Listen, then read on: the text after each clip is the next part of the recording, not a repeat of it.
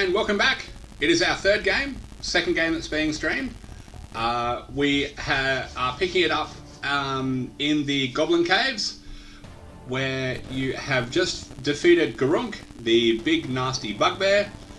You have one goblin who is asleep and tied up, thanks to a very nicely timed sleep spell by Mrs. Stonish. And you have one goblin who has been held by Philomena, who is trying to escape. His name is Scree.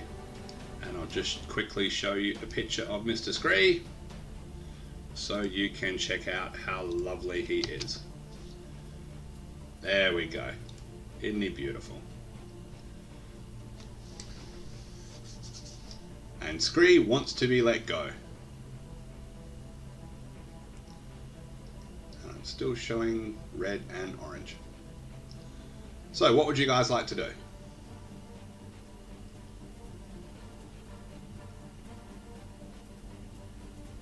Anybody can jump in at any point and say something.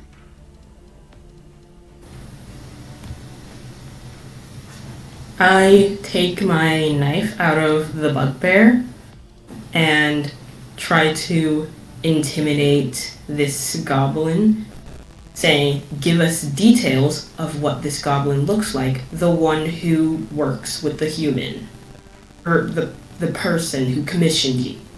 Okay, we just lost your video there, Marla. No, we didn't. We didn't lose Marla. Oh, there we go. She's back. Wonderful. All right. So he is definitely afraid. No question whatsoever. He goes, I don't know. It was Mass. Mass talked to human man, not me. Details on what Mass looks like. He looked like goblin, like I look like goblin. You look like halfling, like you look like halfling.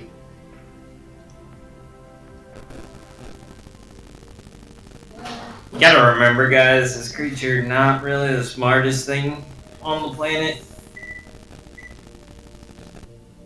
Well, there is that. Goblins aren't dumb, though. They're not dumb, but they're not super intelligent either. They're not gonna be able to differentiate, like, really detailed things. So, you have a scar. Does Moss have a scar? This scar here from you, when you cut. Scar. I don't know if Mass has scar. I don't see Mass. Mass must be in other room. Does somebody want to drag the tied up one in here and we can see if that's Mass? Yeah, I can do that. Let me do that.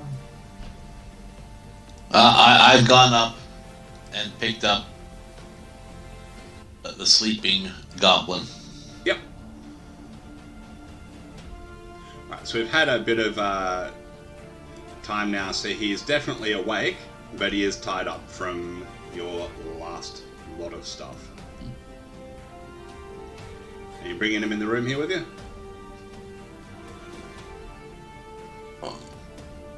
I'll bring him in, yeah. It's Gozinia. Yep, no worries.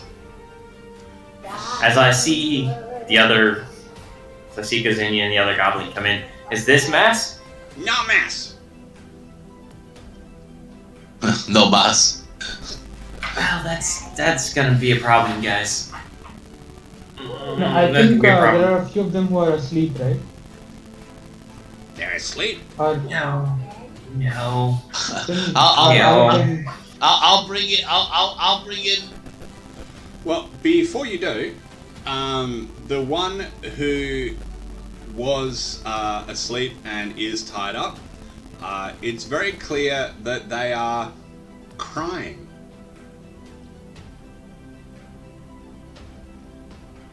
They're sobbing, in actual fact. They're just sort of rocking back and forth in their binds, going, all dead, all dead, brother dead, sister dead, mate's dead, you killed everybody, all dead. This is what happens when you steal people. Garunk make us or Garunk kill us. Well, we killed Garunk, so now you don't have to steal people anymore, and now we won't come back and kill any more of you. But you already killed family. My mate dead. My brother dead. My sister dead. You kill everybody. You evil people. Are we going to get into a this debate? Is the scales of justice. What did you think would happen when you did bad things? We have to do things or Garuk beat us up or kill us.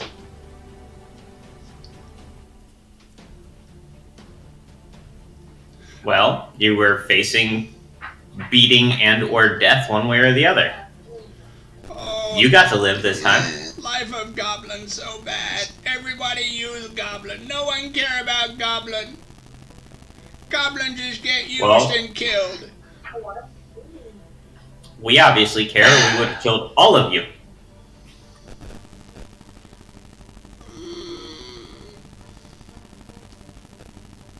I don't want to be the. I don't want to really take sides here, but they do have a point. We did come in guns blazing, and didn't even attempt to reason with them. I'm not taking sides either. The simple fact of the matter is, if you look at the law, they stole people. They committed kidnapping. So right, but kidnapping punishment. is not condoned. It does. I agree. It does condone. It doesn't. I don't. In my opinion, it does not condone killing, because they didn't murder anyone. Are you? I'm not asking about your opinion. I'm talking about the law of Phlan. The law says kidnapping one of the punishments for kidnapping can be death. So there you go. If you're the law enforcing it, sure. But we're neither. We have a piece of paper that says we can deal with goblins. It doesn't in the forest, so someone has to do it. I mean, tangentially, I am the law. Tangentially. I am the law. We can make that argument, right? Maybe? No, it doesn't work that way, unfortunately. We don't, we are not, what's the word? I don't know, I'm not good with words. You know, being threatened is also being threatened to kill someone in order to do bad things is also against the law. So if you were in the law in the first place, you could have prevented this. True, but there is a right to a trial. I mean, before the punishment gets dictated out, there is trials. And even Phlan has trials. Phlan is very famous. They may be one-sided. They may be one-sided, but they still have trials. So I sympathize. I sympathize with the goblins. So I do too, or else they'd all be dead. Can I ask if this one is Moss, and if he is Moss... You already said it's not. No? Okay. Moss, I assume, is the bugbear. No, the bugbear is Garuk. No, that's Guru. The one who's tied up looks at the other goblin and goes like this, and then points at Astonish.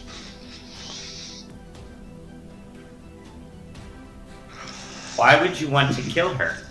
No! Mask got throat cut by halfling girl!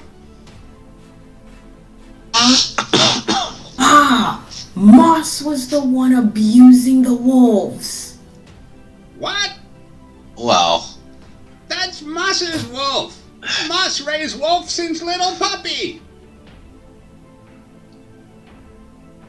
If the wolf loved moss, then the wolf wouldn't have ran away. The wolf wouldn't have been afraid of moss. We all afraid. You come in and you beat and you hit and you throw spells. We all afraid.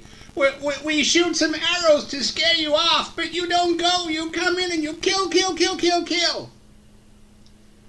Now everybody dead. We come in and you My attack. dear child. We are. What did you expect? We were breaking and entering. Like, if we're gonna say the laws of the land, Oh, they're attacking us. Let's. Oh no, but they might be just scared and nice. Let's not defend ourselves. But you come into our home. Because you have obviously Yeah. kidnapped the humans. Take humans. We don't want humans. We only take them because Garunk make us. all right. Okay. Well, we gotta write this Alright, down. If you are coerced into a crime, it doesn't matter why you are coerced. You are still committing a crime. So now let's we can't help what has gone on here. I think let's deal with what's happened here. So I think we should start with saying that we could have handled this better, but let's see what can be done here. You give us all the information we want, and we let you go, and you can go on your merry ways. I don't believe you'll let us go. You killed everybody. You're just gonna make us say what you want to hear, then you're gonna kill us. No. No one will I'm harm going you to- from this point forward. I'm I will going to guarantee personally- that. We don't As an trust act you. of good faith, I untie the goblin. As an act of good faith. Look, Okay. we found Garunk. And then we killed Garunk. Once Garunk was dead, we saw that you weren't going to fight us anymore. And so we started talking. If we let you go,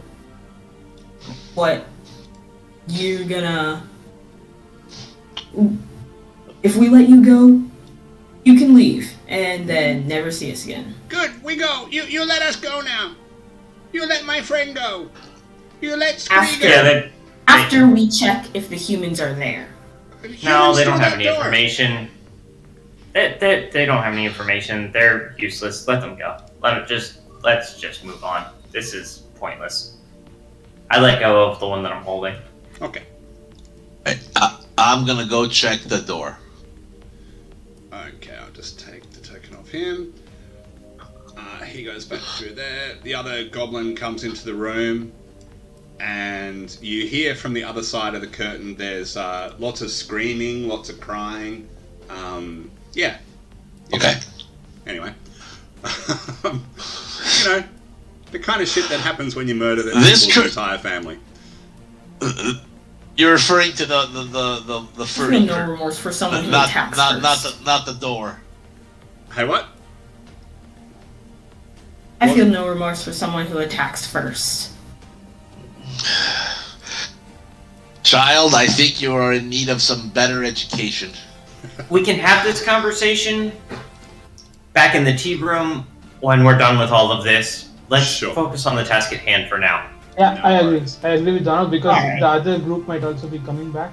Let's wind up, and There we try go. to get out of here. I have revealed some more area for you. You should be able to see a bit further now. All right.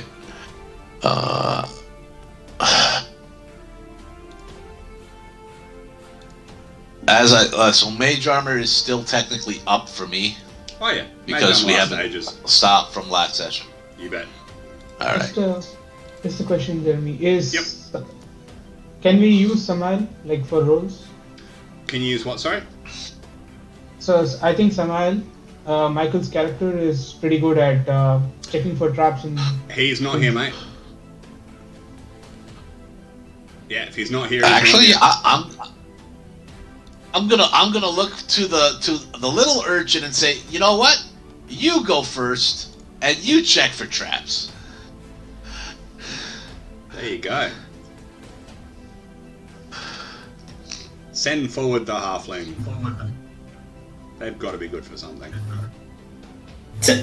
Donald, are you good at checking for traps? I can try. Yeah, so whoever's checking for traps Maybe- can do an investigation check. And then I'll let you know. Alrighty, so Philomena, I mean, it just looks like a normal corridor to you. Looks good. Yeah. Okay. I'm going to wait for Marla to check as well. Yeah, Marla, you're gonna jump in front of Gazinia there and You have a say look? insight check? Investigation, mate.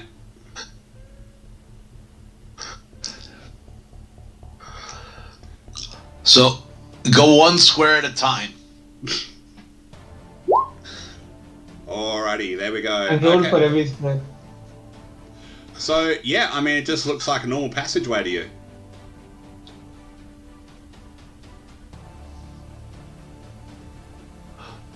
I'll Alright, walk so I down see- ours first. Sure. Alrighty, I will reveal a bit more for you. Am I allowed to do a perception check? If you're looking for traps, it's investigation. Okay. And you most definitely can if you wish.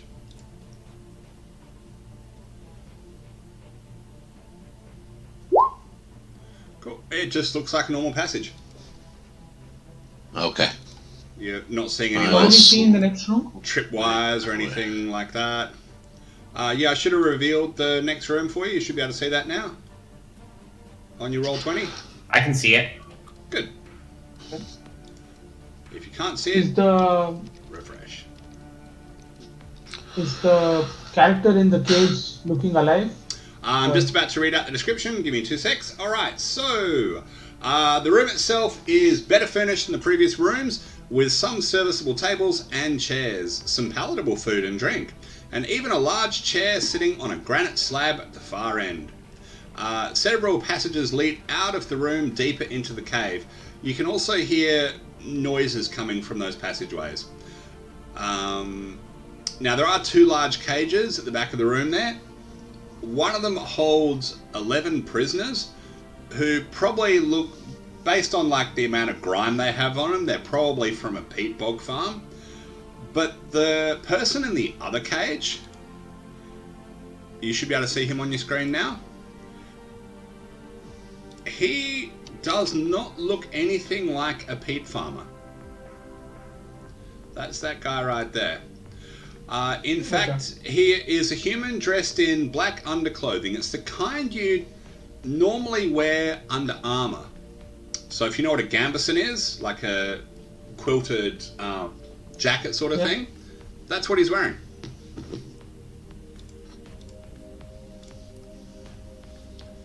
Do I recognize him?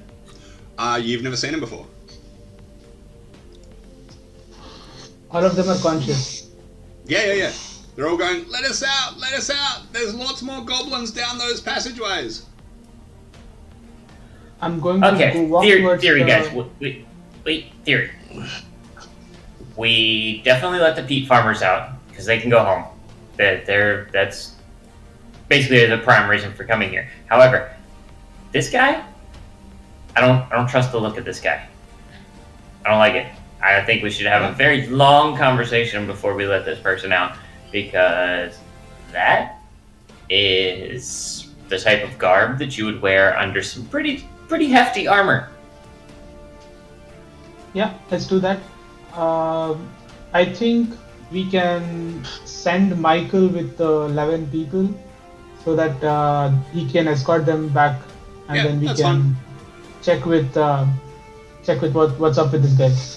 Yep, fair enough. You might actually, so he can lead them back to the peat farm. That's perfectly fine. And you want to have a chat to the person in the cage there? Yes. Yeah, I'll just bring his picture back up on the screen for you. I would suggest somebody else do the talking, just as a general rule of thumb. Oh, you know how I it is. don't do the talking well. Kind of. I'm good skeptical at about talking to intimidation as well as persuasion. Maybe I should talk to him. up to you. I'm good at persuasion. Like, I have a little bit of a good charisma score. Let's do good cop, bad cop. Well, he's sitting. Good cop, bad cop. All right. He's sitting in the cage, and he goes, "Out of interest, any of you speak Goblin?" No. No. I do. No. That's good for you. Don't you want to know what they've been up to? Yeah, we'll get to that. Sure. Give us a minute. I don't know. First That of all- sounds like it might be expensive. No. Can I First check of to all, see if who are he's you? lying about that? Just let me out. Yeah, you can roll insight if you like. Don't forget, insight's not a lie detector. That's like a second level spell. But it might sort of give you some, insights into some body language or something like that. Yeah, he definitely looks like he wants to get out in a hurry, but everyone would. I mean, all the peat farmers certainly wanted to get out in a hurry. But he looks, looks like he probably is someone that you want to be talking to. He's got that sort of look on his face like, I know stuff you don't. I know something I you rolled don't know. insight, Jeremy. So What's that? Sorry, mate? I rolled for insight. Is that what I see or? Yeah, yep. Hey, both roll pretty good. Please continue. Yeah, no worries. Pardon? So if you want to let You're me saying out something. and we can get out of here before the other patrol gets back, or the other, let me think, 37 goblins down in those caves down there decide to come down. Who are So- you? Can we? Yeah, we got a list Get of outta here. questions here. Yeah, we can talk when we're out of here, and not have all the goblins come. That would be bad. Wouldn't you agree? Well, we can leave and leave you in the cave. Where are you That suggesting we that go would be bad if for we you. leave? The goblins are just going to run up and find us. No. Oh, hang on. I'm pretty sure they're gonna want their decorated prisoner out, seeing as that whatever the fuck this is within your cage's vicinity. Whatever the fuck what is?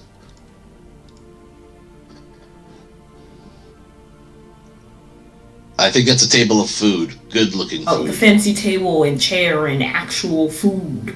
Well, the chair is what that hairy bastard Garunk used to sit on. If you're here, I'm guessing you've already killed him. I hope you've already killed him, right? Yep, he's dead. Yeah, he's dead. He's Nice. dead. Brunk is dead, but why would he want to keep a special eye on you? Well, I'll tell you everything when we can get the hell out of here. That would be a really good idea. Trust me, I got a lot to tell you. Or You hear I talk to my party and say, Noise coming I from mean, the he was passageways. kidnapped by goblins, and by the looks of it, they are being controlled by some nasty fellas. I mean, we killed And not Garunk, only who was that- the one who was controlling them locally, anyway. you hear a lot of noise coming Yes, from the other we- passageways. I think we need to get out of here before we're outnumbered. Quick vote. Do we let him out? Raise your hand. I think we should tie him up. Yeah, I don't care. Tie And- me up. and Let's just escort get the him. hell out of here, man. Come on. I I don't think think the it's- tying up is necessary. I think we'll just let him out. We'll stay with him, and we go find some place where we can talk and get to know each other. Yeah, that sounds good. I like Let's it. do that. Let's go. So is this locked, or is this tied? Is the door tied together with something that he can't break? No, it is locked, but he points to the table and says there's a bunch of keys on there, which is what you would have used to let the peat farmers out. How many keys are there comparatively? Two. What's the percentage chance? It's 2 keys. you? It's a 50-50 Okay, that won't take shot. that long. But it's That like a won't take USB. that Well, we already. No, but it's like a USB slot. You put the one It's key always in, the it third doesn't way. work. You put the other Yeah. one in, it doesn't work, and then you put the first one in again, and it suddenly works. Yeah, it's always the third way. Nobody I know. knows. I know. The mystery of the USB. Alright, so you guys USBs cool exist to in the get the fourth heck out of here? dimension. No, I want Yes. to ask this guy, is there anything of value here that you should... It's a goblin cave. There's not gonna be much of anything. In amongst all the No, I shit, think- I take both keys off of the table and try to unlock the door. oh yeah, easily. No problem.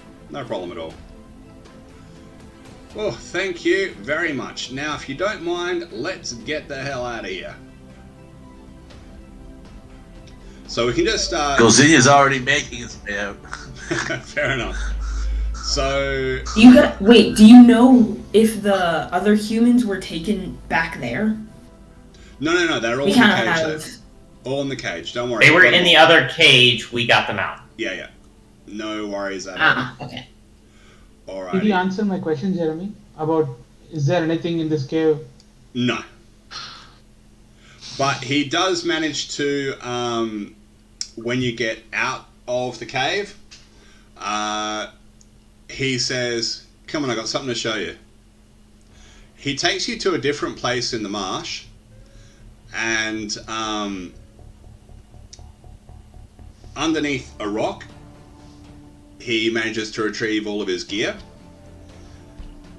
And he tells, right, so I guess... Whoa! Back! I'm not letting this guy get anything until I get some information. Fine. He sits down. What do you want to know? Let's start with your name. My name's Charb. Nice to meet you. What's your name? Philomena. Pleasure is all mine. Or yours. Something like that. Let's say both. Why were you in the cage? Because I got caught by the goblins. Okay, but why were they interested in you? I mean, he is human. Is he not? I'm about to take you to the thing that I wanted to show you. I just sort of wanted to put my shit back on, if that's okay with you. I'm just trying to figure out, like, if I can trust you? Oh, fair enough. No worries. Ever heard of a group called the Zentarum before? Once or twice. Once or twice. Fair enough. Well, I'm a member of the Zentarum. I have Okay. no way of proving that. Can you just not take your weapons? If he doesn't trust you so much? Well, I can Well- prove it. Give me a second. He goes through his stuff that's underneath the rock there, and Sure. he produces a coin, which I'm putting up on the screen right now. You see that? Oh. It is a winged snake coin. I was gonna ask, show me the mark. Yep, that's my coin. Or the tattoo. No, I don't have a tattoo. Nope. We're good. We're good. He can get his stuff. He can show us what he wants to show us. Yeah. Mm-hmm. Nice, Yeah. nice. This guy's good. He's good, guys. We're good. All right, well, Person of the law is afraid of the gazinias. Okay. well, come with me and let me show you something. All right, that cave you were just in. Up until recently, a black dragon used to lair there. And it was parlaying with humans for some reason. I don't know what. Anyway, the dragon hadn't been seen in a while, but the humans were still skulking around the area, so the Zentarum sent me to come investigate. Now, when I got here, as he sort of turns around a bit of a bend and, comes to a bit of a clearing, what you see slumped on the ground is the remains of a dragon. Someone or something killed it. How big are we talking? It's an adult-sized dragon, so very big. Okay, but this isn't like a monstrosity of a dragon. This is No. like an average-sized dragon. Yeah, so to you, it's massive, and even dead, it looks scary as hell. And he goes, now come here, check this out. Now you see along the ribs here where it looks like it's been hacked to bits? Yeah? That's goblins hacking bits off for food. Fair enough, no worries. But come here and look this up. See how it hasn't got any eyes? But you see how the eyes haven't been hacked out? They've been removed. Then he tries that's a careful removal. Then he lifts up the dragon's mouth. See that tongue? Well, what used to be the tongue? That nice clean cut? So someone's harvesting dragon parts. Correct. Someone's Is harvesting that dragon parts. bad necessarily? That's I always mean, bad. if the dragon is dead and someone can make money off of it, they... No, this isn't for money. These are parts that are used in other things. I've heard... I look at the wizard and ask him, Oh. do you Yeah, know any look at the wizard. sorcery that... Sorry? Yeah, look at the wizard. Absolutely right. Yeah.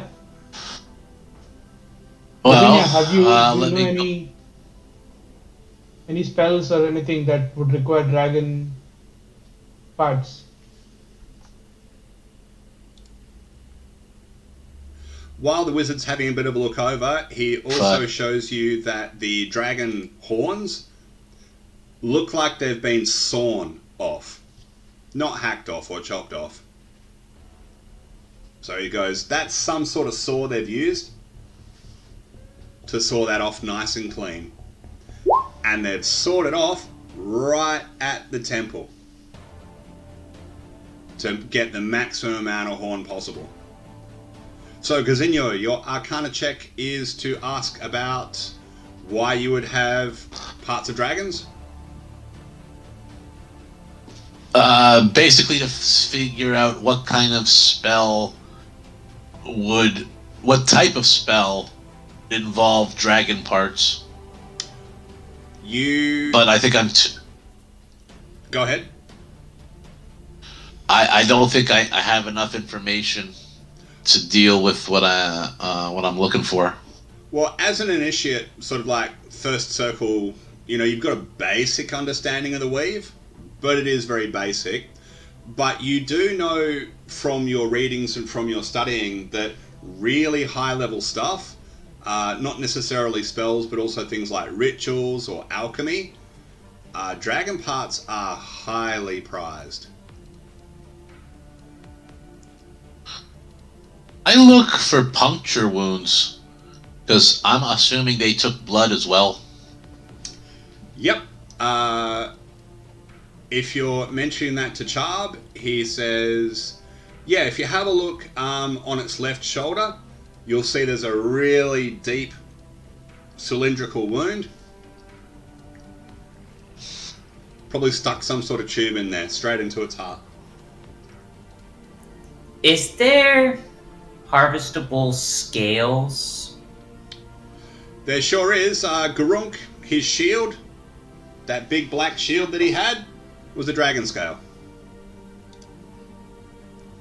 I'm going to take that back to the faction. Let them know what was going on. I'll use that as proof. Can I have some scales? You can, but if they're not treated properly, they just basically stink and rot. There's a special way of preserving them. I don't know how it's done.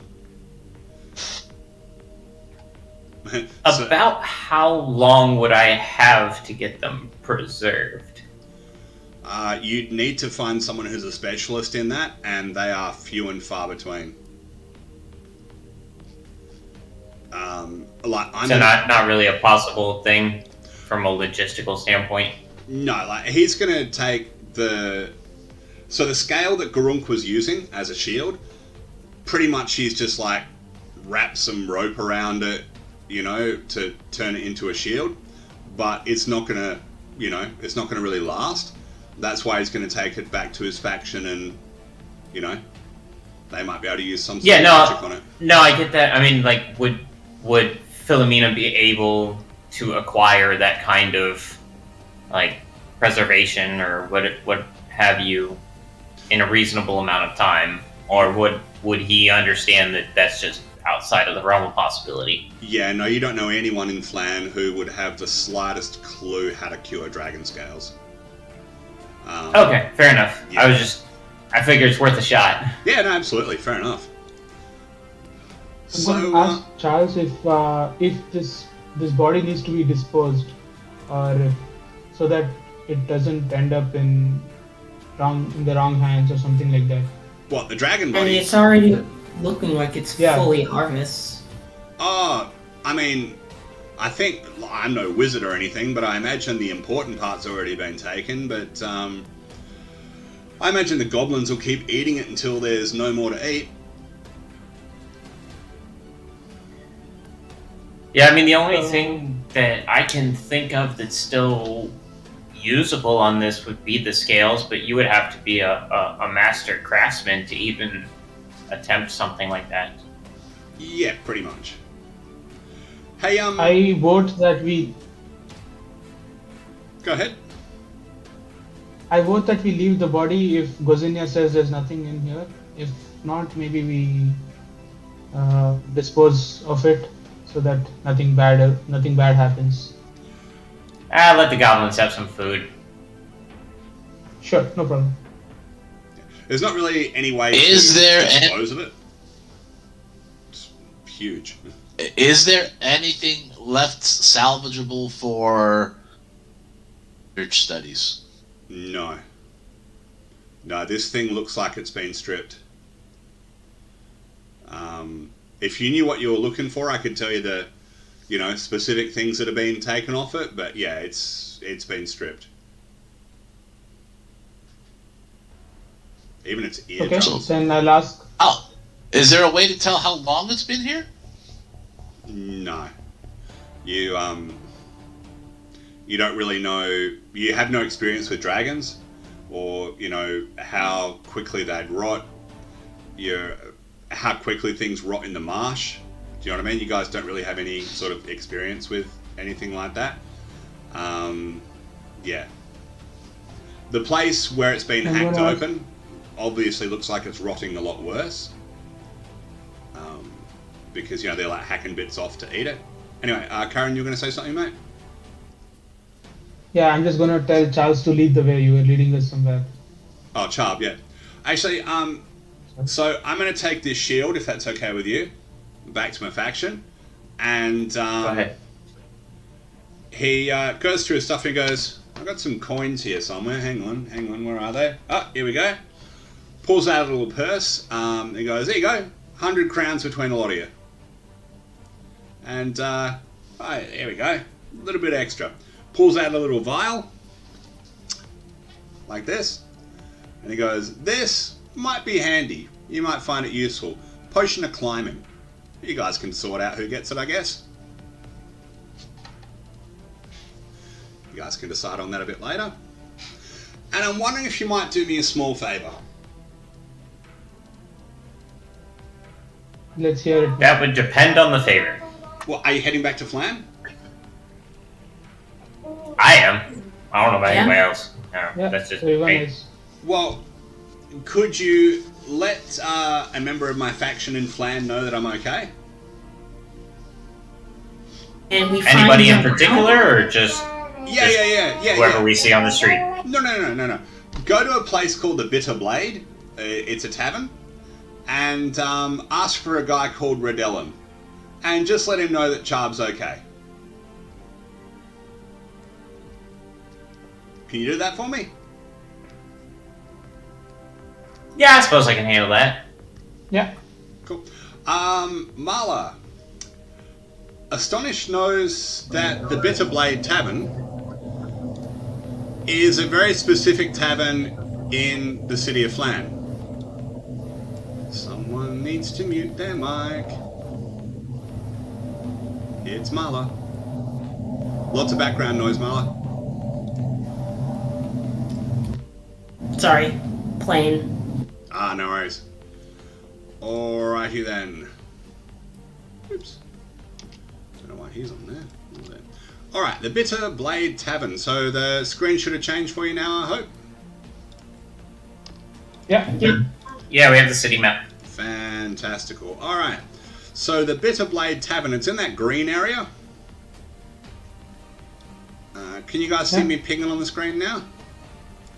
Oh, there it is. I got it. Next Yep. to- Fantastic. Next to Archon Hall. Alright, Marla, here's what you know about the Bitterblade Tavern. It's a cop bar. So, Astonished. yeah. Would I know of this place then? Yeah, probably. You might have been here for a drink once before. Yeah, you know that basically the Black Watch, it's a cop bar. Some Knights of the Black Fist, rarely, but yeah. Yeah, it's a cop bar. Just so you're aware. So one of the members of your faction would be in that specific tavern.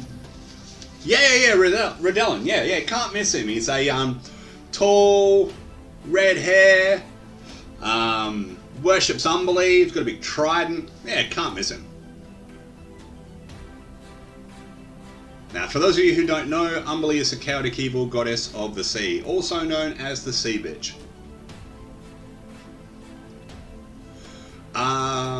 Astonished, I want you to do an intelligence check for me, just to sort of piece together from the description who he's talking about. You might have seen this person on the street before.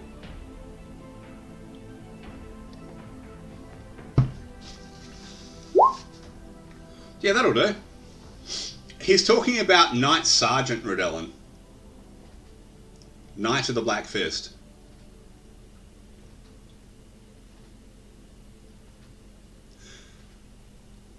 He's a bit of a scary fellow, quite frankly. Even the people who serve under him are scared of him. So you're... Astonished doesn't mention, like, his reputation. You know, Bard, if you're uncomfortable delivering this message, I can do it. I don't mind. I would rather stay out. Okay, no worries. I gotcha. Charb goes, nah, don't worry, you'll be fine. Just tell him Charb sent you, and that Charb is fine. And he'll be really happy to hear it. He'll be so happy to hear it. I'm sure he will, but she just would rather not. And it's cool, I got it. I'm good for this. Alrighty. Fair enough. Alright, well, I'm going to head back to my other faction contacts and see you guys later. Thank you very much for rescuing me. You guys are cool. Yeah, no worries. Nice. Appreciate you and the information and the dragon thing. That's a little concerning, but I guess we'll deal with that later. Cool. Yeah. Have fun. Before he leaves, he does sort of sidle up to Astonish and go, you know, you look like the kind of person who might do alright in the Zentarum. You should probably talk to Redellin about it. We're a meritocracy, you know. Do you know what a meritocracy is? It means those people who do the best rise the highest. Doesn't matter where you're from, where you were born, none of that shit matters. What matters is how good you are and how much you support the faction. I reckon you do alright. The Black Network needs people like you. Have a talk to Redellin. He's Thanks. really nice. I'll keep that in mind. Alrighty. Have a talk to Redellin. He's really nice once you get to know him. Alright, so you guys heading back to Phlan? Yes. Who wants this potion? I'm already good at climbing. I will pass. You can hold on to it and we'll see when we need it. Okay, I'll put it in my bag. And are we paying the druid out of this money? Yeah, he was there for He's all. not really here. Yeah, he was there for all of the combat and everything, just not for the debrief. So it will be divided 5 ways. Yeah, he did. Yeah, we each get 20 gold. Fine. But don't forget, He's you petting. have Too got a busy petting note. puppy. You have got a note that'll get you 50 gold. Yeah, that's true. You were supposed to bring back proof that goblins were killed, though. Chubb suggests bringing back Garunk's head. That's way better. Bugbear. That's actually not a half bad idea. We should probably go back and get the bugbear's head. Maybe one goblin body just for S&G. Maybe. I don't know. Anybody got any ideas? Alright, you guys go in the cave. I will stand and watch. When you get to the cave, you see that Garunk's body has been unceremoniously sort of like dumped outside. And the cave Cool, this makes it easier. The cave is just swarming with goblins now. When they see you coming, they're all pointing bows. They go, "You go away! You kill us no more! You go! You go!" We're not here to kill anybody. Just want to take Garunk's head. You take. You don't Garunk. mind? We're just you gonna... take Garunk. Okay. Sorry about earlier with the killing and stuff. It's kind of a complicated situation. Not everybody dead is better. Yeah, see? Now we're getting somewhere. Not everybody's dead. I don't know if the 2 people who ran out the cave, ever came back, but there's 2 more. Okay, you go now. You go now. Yep, just gonna get the head and we'll go. Chop, chop, chop, chop, chop. Yeah, we do that. Chop head. Yes. Alright, so you manage to chop off Garunk's head, and when you do, the goblin's like, "Way!" They're very happy to see that. As I've said to you guys before, none of my NPCs are cardboard cutouts. Okay, they're all fully fleshed people. Alright, and you head back to Phlan, I guess? Yep. Cool. As you approach Yep, go ahead, Karan. We're gonna drop off the head and meet up with Michael and Triana's. Yeah, so Michael, Samuel's going to stay at the farm for a little bit to help make sure everyone gets all sorted and whatnot. And so it's basically he'll join us next game. And you guys get to the city. You're carrying a very large head. Have you got it wrapped in anything or whatever? Or are you just carrying it out in the open? I'm sure I have like a blanket or something I can wrap it in. Sure. Okay. They don't really pay you any attention as you come into the city. Pretty much as usual. But when you do get to the gates, they stop you and say, "Oi, peace bond your weapons." Yep, no problem. I need to keep this thing though. It goes to Corporal, then I didn't write down his name. Anybody get his name? We show him the note. Yep. That would work. Yep. He's not on duty at the moment, but if you take it to any guard station, they'll pay you out. Or, cool, let's do that. Any of the night sergeants in any of the areas will pay you out.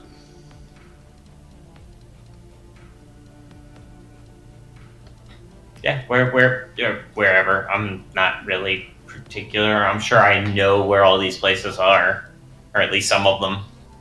Fair enough. Well, I mean, you know where one night sergeant is right now. True, we do know that. That'll work. That's actually a 2 for 1. Let's go do that. There we go. And again, if you want to stay out there, Miss Bard, well, I don't mind just taking care of this for you. Meet Riddell. And I will stay on the sidelines. I'll follow Philomena to go to Bitter Blade. Yep. Gazin, you heading into the Bitter Blade? I do not see the map. Refresh your Roll20 then, because you should be looking at the map of the city by now. The rest of you are seeing the city. I was looking at the map of the city, but where are we? We're on our way to the Bitter Blade, which is like the southern part of the city. I don't see our tokens. No, because it's a map. Your tokens will be tiny on this. Oh, well, yeah, fine. Yep. Then, yeah, I'll go inside the bitter blade. Sure. Okay. So, pretty much as you open the door, the place falls silent as all of the Black Watch just turn and look at you. And I awkwardly wave. One of them says, "Are you lost?" No, not this time. Though I have been before. I'm looking for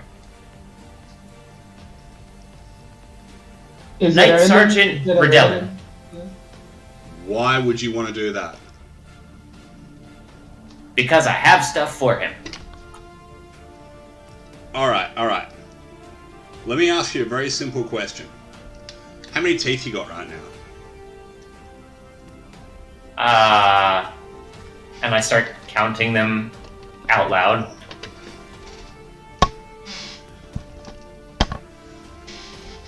You really want to see Night Sergeant Redellin? Yeah, that's what I'm supposed to go see. I don't want to disturb him without a fucking good reason.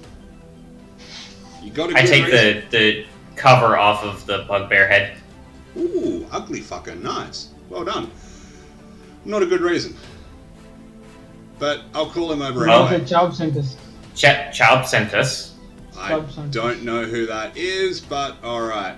He looks over his shoulder and goes, Night Sergeant! And from, like, you know, there's a crowd of people, so from the other side of the crowd you hear, "What?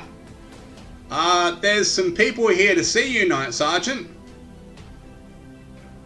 He goes, "If you're messing with me, I'm gonna knock your teeth out. I promise, boss, I'm not messing with you." No, we're really here to see you. Really. Alrighty then. So, let me show you what he looks like. Give me a second and I will grab the picture. 2 seconds. Ba-dum-bum-bum. The crowd is just sort of sniggering a little bit, like they expect you're going to get your teeth knocked out because you've disturbed him having a beer. But hey, who knows? That's okay. You might. I'm used to this. I'm socially awkward anyway. Oh, yeah. Okay, let me try and find him. There he is. Okay. 2 seconds. I'll just drag him onto the map there so you can see him in all his gloriousness.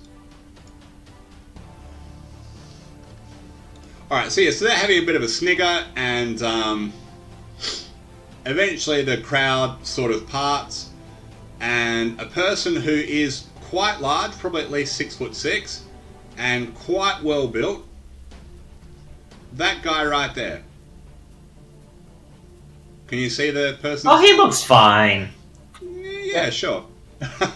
He walks over and he goes, "Pissants, why have you disturbed me?" Well, 2 things. One, we want to get paid for the work that we did, and I show him the note and the bugbear head. Alright, he looks at the note and he goes, "Uh-huh. Right." The second enough. thing is that your buddy Chow says he's good, he's still alive, and we were supposed to come tell you that. Hold that thought. He turns around and he goes, "Everybody, get the fuck out." And when he says that, the place just completely clears out. Everyone just, doesn't matter what they were doing with their drink, they just leave it, they just grab their shit, and they just walk straight out the front door. So, astonished, you see a whole bunch of people. Too? No, you'll stand there.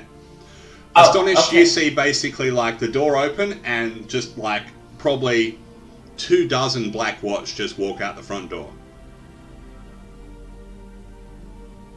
Can I just like peek around the side, just like, the freak? Yeah, you're not really sure what's going on.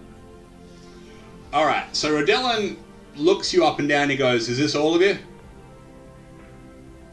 Well, there's one more, but she doesn't like places like this. I don't really give a flying toss, get her in here. Right. I will see if she's up for it. Then I will walk out. And, hey, Astonish, he kind of... What did you do? Like, what? I don't know, but he wants you in here too, so... He the sergeant that you were? Yeah. Oh, Yeah, it's... I don't think he's gonna arrest us. Doesn't seem that way. Marla, it's not. I'm head tail running if you're. It's not a. If you do. It's not a sergeant of the Black Watch. It's a knight sergeant. It's a knight of the Black Fist. I go in, try and stay by the door, but like, try and stay as far back in the group as possible. Yeah. Fair enough. Fair enough. All right.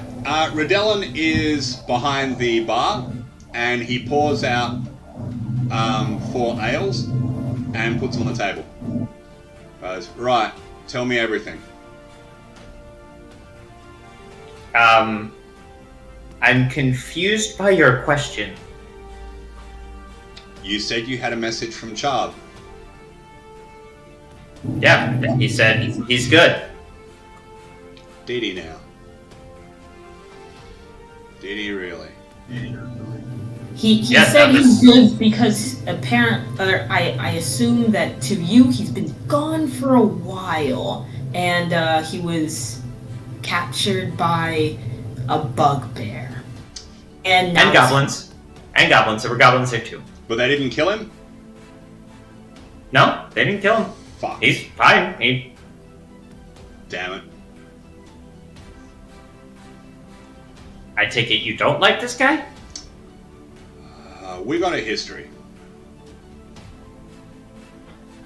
I don't want any part of this back and forth. Just for clarification. I need everyone to roll a perception check for me.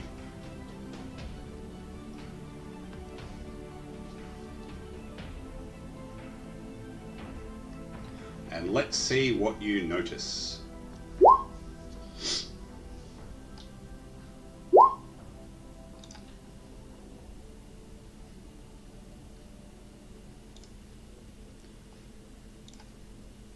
It's not coming up. Give me 2 seconds. I'm just going to refresh my screen. Oh, I hope I don't lose that roll. No, you won't lose any roll. Don't worry about that. Okie dokie then. Just refresh that.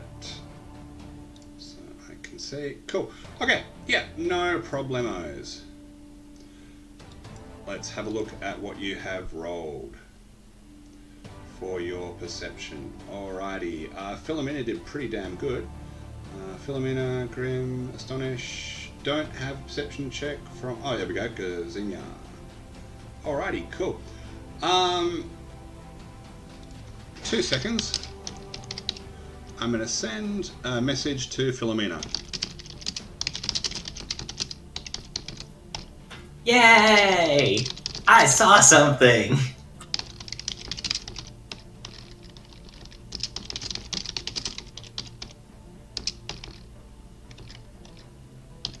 Two seconds. Okay, I there you can't go. tell if it's on point or out of character. The socially awkward one is the one who saw something shiny and noticed it more than everybody else. Yeah. Donald, did you get the message? I did.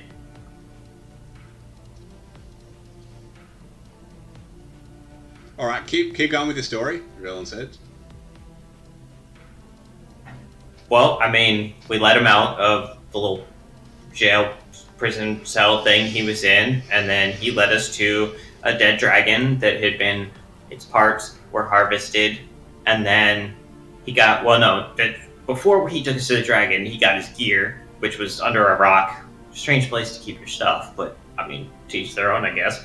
And then he took us to a dead dragon, dead black dragon, that had a bunch of stuff that was harvested, not like goblin just eating it harvested, but like purposefully, intentionally harvested, like the eyes and the tongue and the horns and blood. And I kind of wanted some of the dragon scales, but I don't know anybody who can preserve them to use them for crafting things. But I guess that's probably off topic and you don't care about that. Not really. Yeah, and then he said, come to you and tell you that he is good. And that's pretty much it. Fair enough. What are you doing about what I sent you in the chat? Nothing. Nothing? Fair enough. Okay. Redellin says, when he got his stuff, did you happen to notice he had a box about yay big with vials in it? Might have been in his backpack. Maybe. I mean, he gave us this, and I pull out the potion of climbing and show it to him. Yeah, no.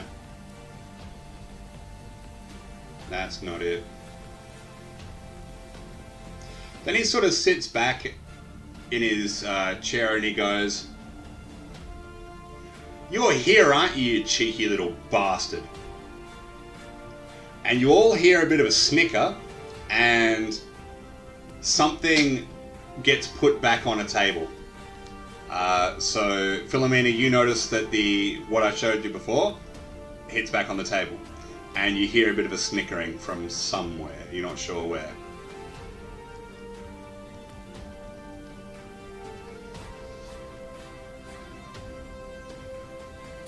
So yeah, that's the whole story. So that's what we did. Can we get paid for the bugbear now? Is that okay? Can I, I mean, I don't want to be rude, but it's like there was a note. When I catch you, Charb, I am gonna knock out your dirty teeth, you cheeky little bastard. And you hear a bit more laughter from somewhere else in the tavern. Then you see the door open and close. Again, I don't mean to be rude, but like I don't care about the tiff you have with this guy. Like I just. Redellin pulls out some money and goes, "Take it." Thank you. Now, you want to do something for me? I don't know. I mean, we don't really have anything on our plate at the moment, except I kind of need a nap. I don't know about anybody else, but Fair enough. Well, you see, you walked right into where I have a drink, and I got a bit of a reputation for, I got a bit of a reputation. And if you just sort of waltz on out of here, that's not going to look so good, is it? looks fine from where I'm sitting. Yeah, nah. Hang on, you... I got you. I go to punch Kazinia. Nice.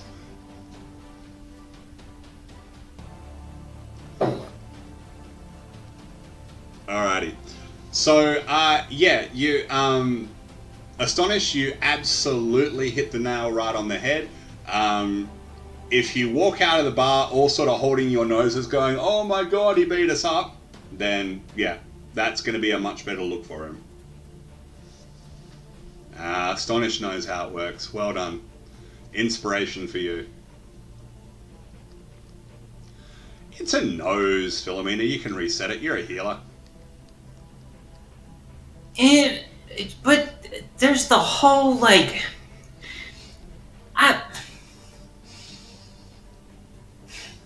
This is not okay. Okay, good. Now stand still, will you?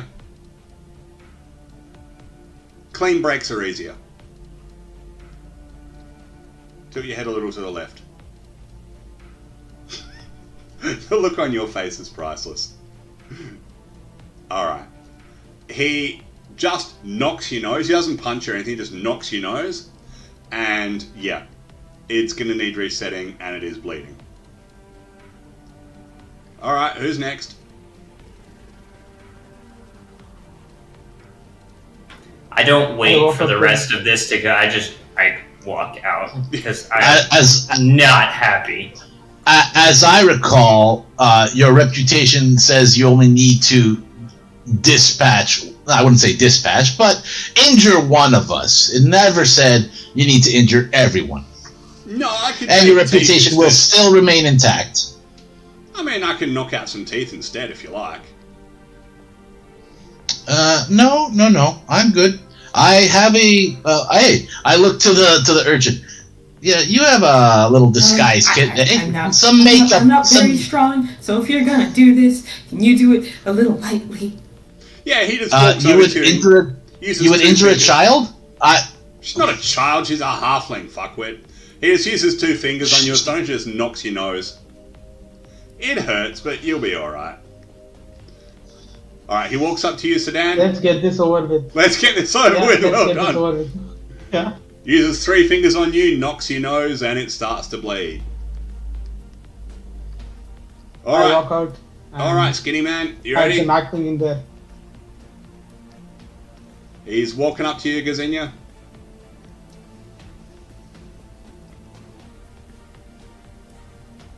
Okay. You gonna hold still? Sure.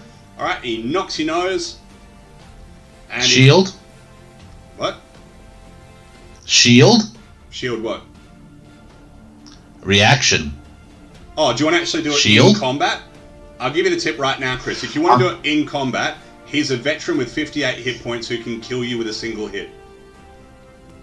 Or I'm not doing combat. I'm just putting up shield. Okay, fair enough. He knocks through. I'm and hits your not nose. instigating combat. Sure, he knocks your nose and it breaks. It's a narrative. And then he pushes you out the front door. Alright, so you all stagger out the front door with your nose broken and bleeding. And as you stagger out the front door with your nose broken and bleeding, you see all the Black Watch outside laughing their asses off. You hear lots of things like, "How many teeth you got left?" And someone goes, "Oh, you only broke their nose, he's getting soft." And the guards around go, shh, don't say that. I start counting my teeth out loud again. Yeah, fair enough. What's this guy's name? Rodellen, Knight Sergeant Rodellen. Road spelled Rodellen. A-N. Yep. A-N. A-N. All right, he's on the list. There we go. Alrighty then. You are now outside. Where would you like to go? Anybody want to go back to the tea room? Because I need a nap. Fair. I'm just going to go back to the tea room. Y'all can take your own way. I don't want to associate with any of you. Just And I like for can 5 hours, I don't want to see your faces. I can set everybody's noses when we get back. Okay. I've set the list. What I've list? started the list. What list? Yes. Oh, the list. Okay, whatever. Alright, you get back to the Can tea I pick room. up some potions on the way, Jeremy? Yeah, Some you can do health shopping. potions, maybe? You can do shopping anytime you like, man. That's no worries. Yeah. May I know how much it costs? 50 gold for a potion. How much? 50 gold for a potion of healing. So, might be a while before you afford one. They're not cheap. But you do get back to the tea kettle, and Philomena, you can start resetting people's noses. Yeah, I'll reset some noses. Alright, give me a medicine check and let me know who it's for. Let's see how beautiful you reset them. Anyone got guidance, by the way? I'd use it now if you do. No one's got guidance. Oh, terrible.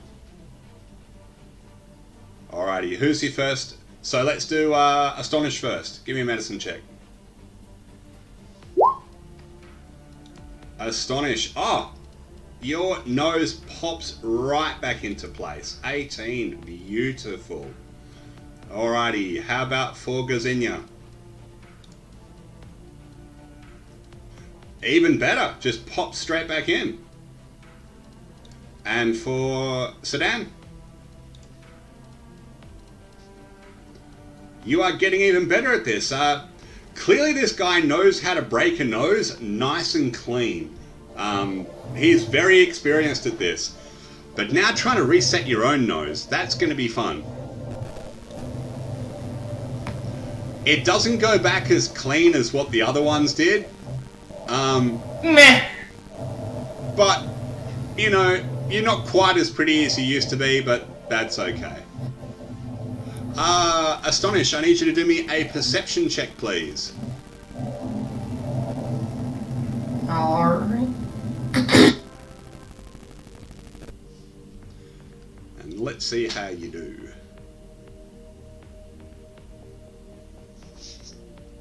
Fair enough. You notice 20? something in your pocket.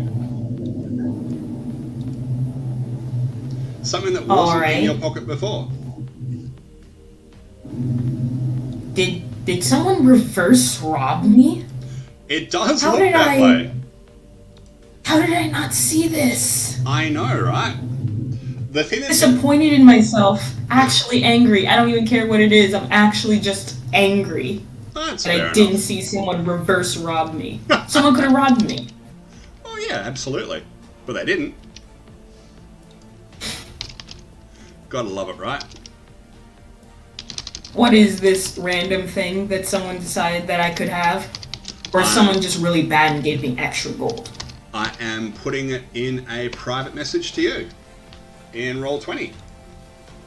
Did you get it? Oh. That is an interesting development. Yeah, there you go. Nice one. So you get back there and Madame I'm Frio... wondering who reverse robbed me. What's that? You just see me standing there in contemplation. I like contemplation. Milivant is there in the bar. What would you like to say to her?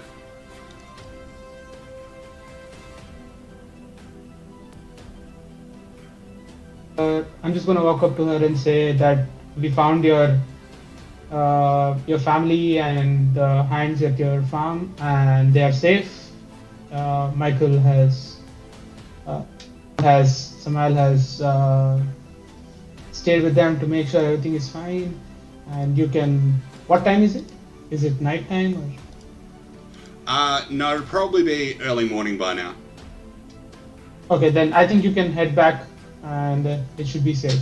Oh, thank you so much. She does, and she is very, very grateful. Yeah. Lovely.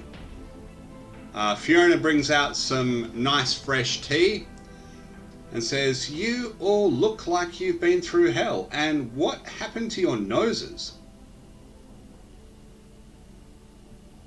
I don't want to talk about it. Would you? I mean, would you be mad if I told you? Astonished, when it comes to you, I'm almost always mad, but you know I love you anyway. Just Aww. I walked into a cop bar and got smashed. why would you walk? Hang on, what bar? Happy birthday! What? Hang on. I go to this table out of sight from Fiona. She looks at the rest of you. What bar did you go to, and why did you get into a fight? It wasn't really a fight. It's Phlan's welcome.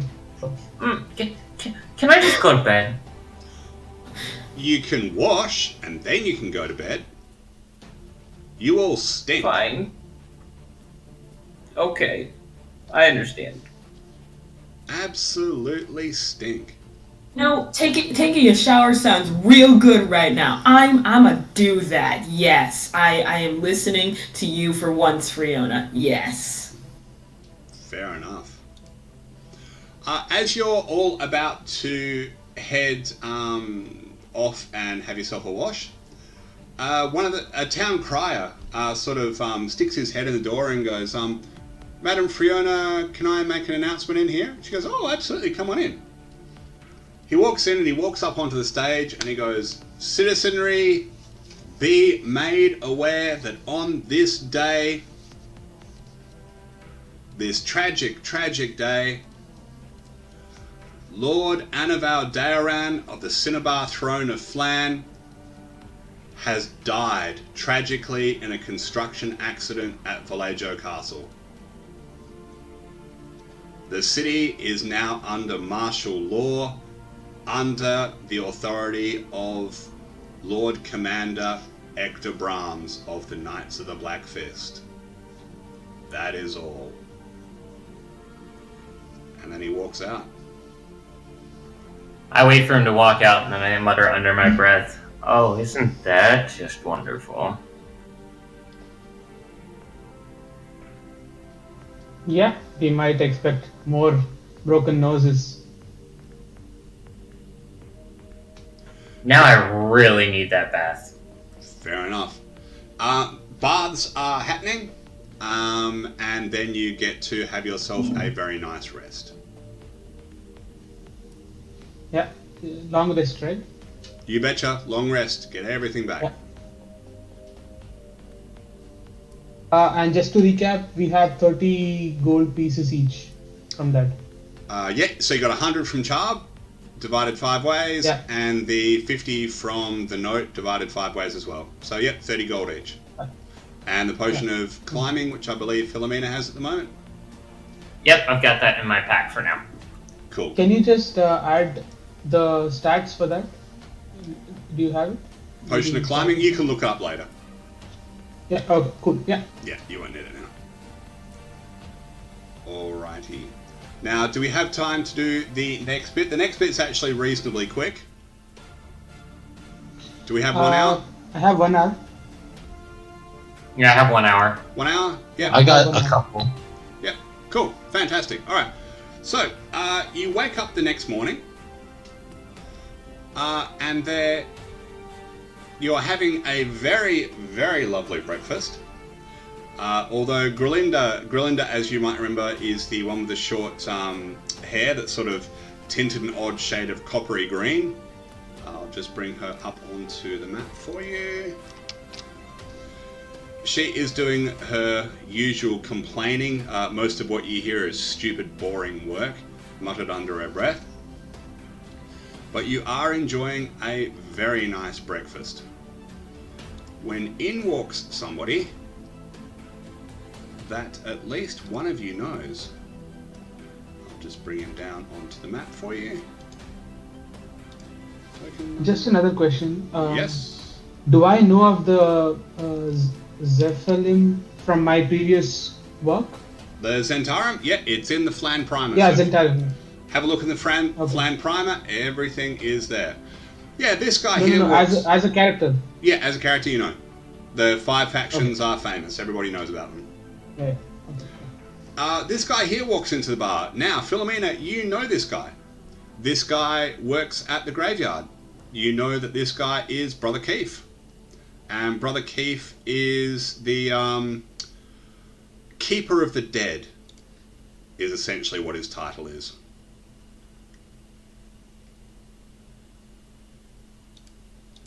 Keeper, what brings you over here? Ah, Philomena. Good, good. You might be able to help me with something, perhaps. I understand that you have joined a small group of mercenaries. Is this correct? Mercenaries is a strong word. I understand. Perhaps I could talk with your group. I have some matters that could use some help, and I have coin. Well, come on over to a table. I'll get everybody else, I guess. Sure. Do I hear the mercenary statement, or is it somewhere else? Yeah, no, you're all there. Okay. Yeah. I strongly object to the mercenary. I think I fight only for for the honor of Tyr. Fair enough. Basically, those people who put on weapons and armor and get paid for it, mercenaries. That's pretty much the standard definition of what a mercenary is. So you guys have done jobs, you're mercenaries. Adventurers is another name for mercenary. Alrighty, so you're all going to sit around a table somewhere, are you? Yeah, that's probably the best idea. I gather everybody out. Hey guys, we somebody, thing, talking, blah blah blah.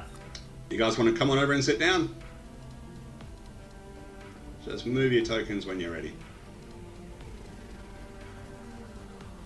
Astonish, you coming over to say hello? There we go. Alrighty. Friends, my name is Brother Keefe. I am the keeper of the dead at the Valhingen Graveyard across the river. My duties involve the internment and disinterment of bodies. It has been brought to my attention that one of our long-standing residents of the cemetery, one Xandria Welltran, was not, in fact, human. The information that has been passed to me is that Xandria was, in fact, a polymorphed green dragon. For those of you who are unfamiliar with the word polymorph, it means to change one's shape.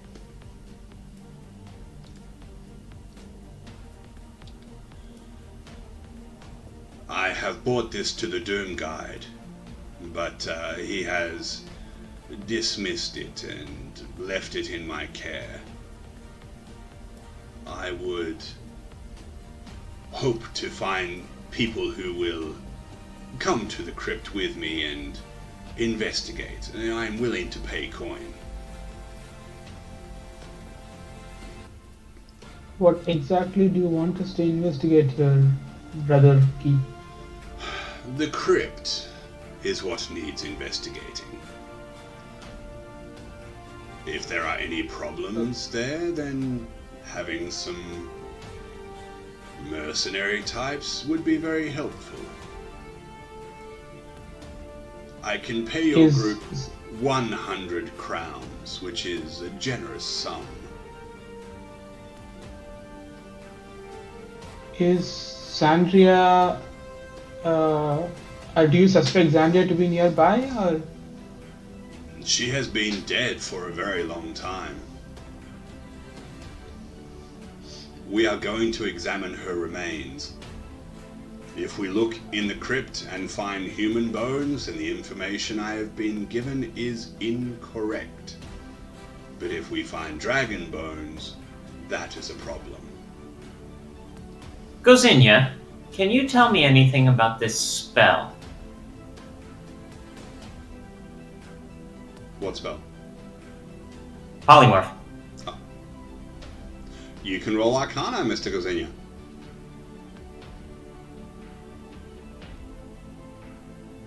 Arcanar. Yeah. Feel free to say whatever you know about polymorph. Polymorph.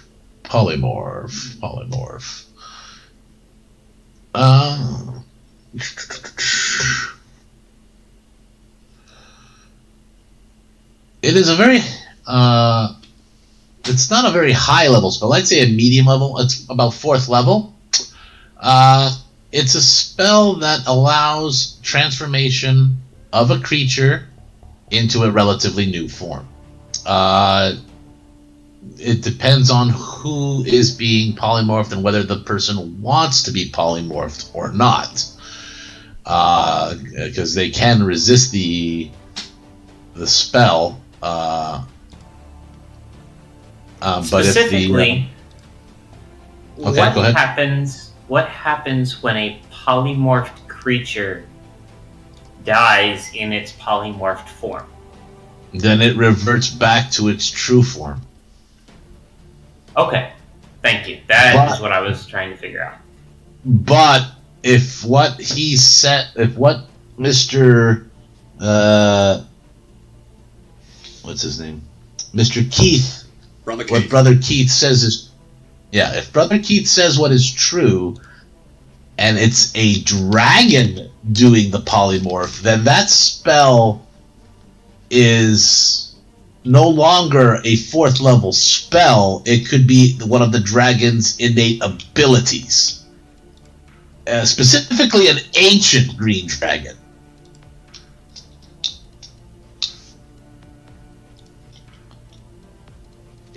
Right, so, Brother Keith has said that this person has been dead for quite a while. How long? I look to Brother Keith. I would need to check the records to know exactly. Perhaps 120 years? Yeah, well, if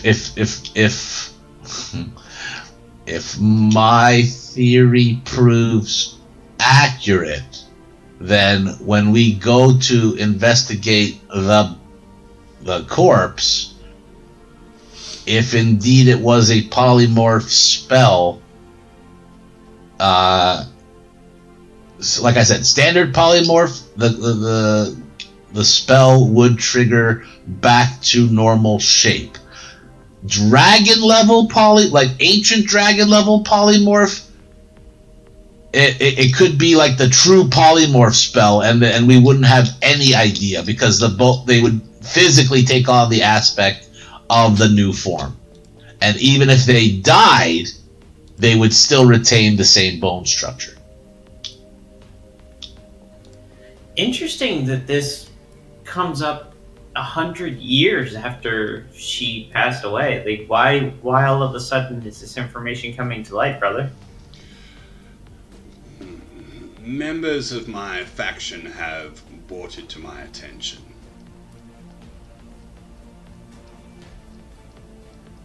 That doesn't seem a little odd that all of a sudden this comes up. Well, what's even more odd is that at the time of death, the individual would have reverted immediately. So, if the person was buried at the time of death, they should have known right away if it was a dragon or not. If it died. Xandria wasn't buried. She has a crypt. And someone had to put the body in the crypt. Indeed. But that was over a century ago. No one alive now saw it. Do you suspect any evil intent with I do not know. I mean, if it's a Brother Keefe? green dragon. If it's a green dragon, it's evil.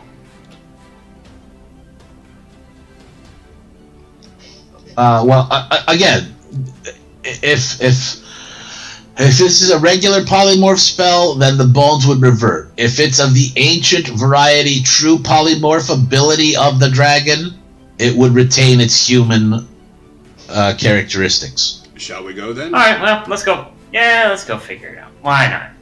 Yeah. Excellent. All right. What's the worst that happens? We all die? I mean, Well, we just all had our noses broken, so what's a little death, right? Your noses were broken? Why? That's a long story that I'd rather not talk about. Ah, I understand. All right, the map should have changed for you now. Here. Yes, but we can't control this. Control the tokens, please. Can't control the tokens? Give me a second. I can control mine. Yeah, 2 seconds. Karan. Yeah, alright, try now, Karan. You should be able to move yours. Yeah, I can do it now. Fantastic. Alright, so I have told you guys before that Valhingen Graveyard is a garden paradise. It is absolutely beautiful there. And Xandria's tomb, as you can see on your screen now, is absolutely no exception. It is gorgeous. Okay. Brother Keefe leads you up to the front door and fumbles with some very old-looking keys. And Hey, Philomena, is breaking into a crypt illegal?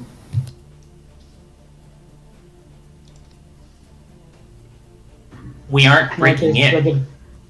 Not if we were let in. We are being guided in by a member of the clergy who's responsible for this specific thing.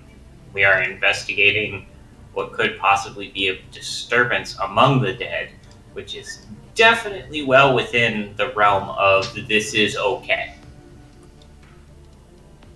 Okay. Just checking. Now, if you just wanted to come over to the graveyard and start digging bodies up, no, that's a bad idea. Very bad idea. Alright, so Brother Keefe opens the door and says, "Please, my friends, come in."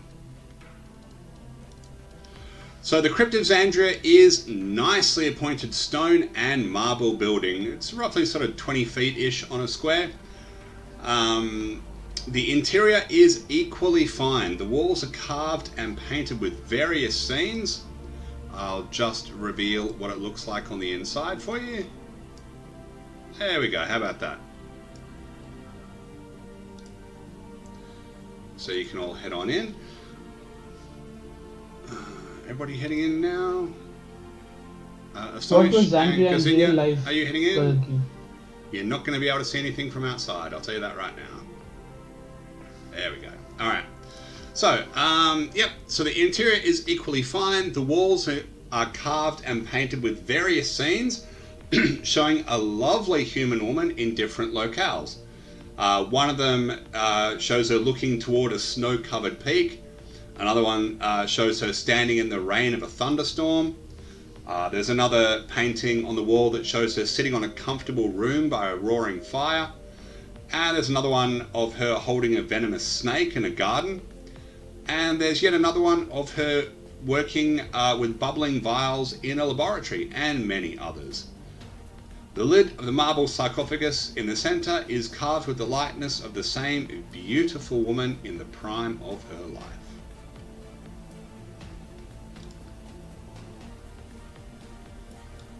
I'm going to ask Brother Keefe what Xandria was as when she was alive. I'm sorry, what was that? Who was Xandria? Oh, who was she? She was a noble of Phlan, from what the records I have are. But many of the records were destroyed during the Dragon Run. So, difficult. Very difficult. Yes, I need a hand with the lid of the sarcophagus. Perhaps some... I can give you a hand. Strong people could assist, perhaps? Yeah, I'll assist. Yeah, do you Not want to get on... identify as strong. Do you want to get on either side of the sarcophagus then? And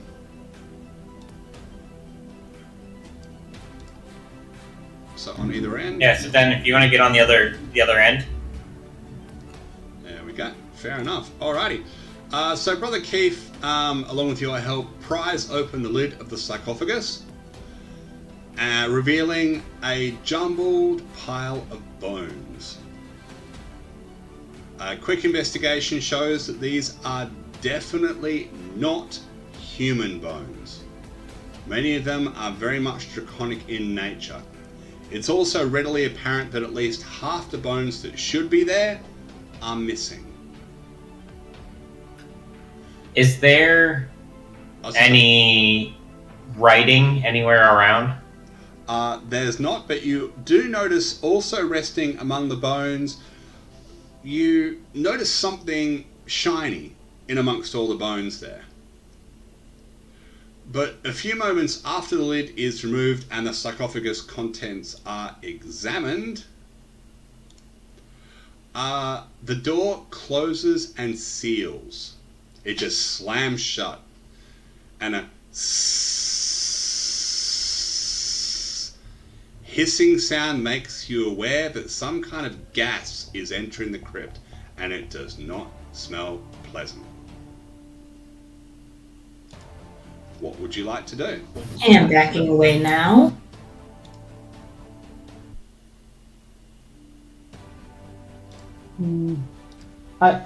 Can I roll a perception to check for any buttons or anything when near the entrance of the? Not There near are the not. entrance, on the top of the crypt, Sorry. so that maybe the gas got released when we opened it. You're not exactly sure when, but yeah, so when you open up the crypt and you saw the bones and you've seen something shiny in there, but you've not gone digging through the bones to figure out what that is yet. But yeah, shortly after you opened up the sarcophagus, the door just slammed shut, and from somewhere you hear hissing sound coming. There's some kind of nasty gas coming into the tomb. So what I'm going to do is I'm going to pop the initiative tracker just up on the screen. And I'll add you all on there. Oops. 2 seconds. Why is that not working? It's not working because it's being a hoochie. There we go. I can see it. Lovely. Alright, so you're now all on the initiative tracker, so I'll just get you to click on your token and then click initiative on your character sheet, so I can see that Sedan's already done that, which is great. I need to change. No, I did not click on my token. That was wrong. That's okay. Gazini, just waiting on you to give us some initiative goodness.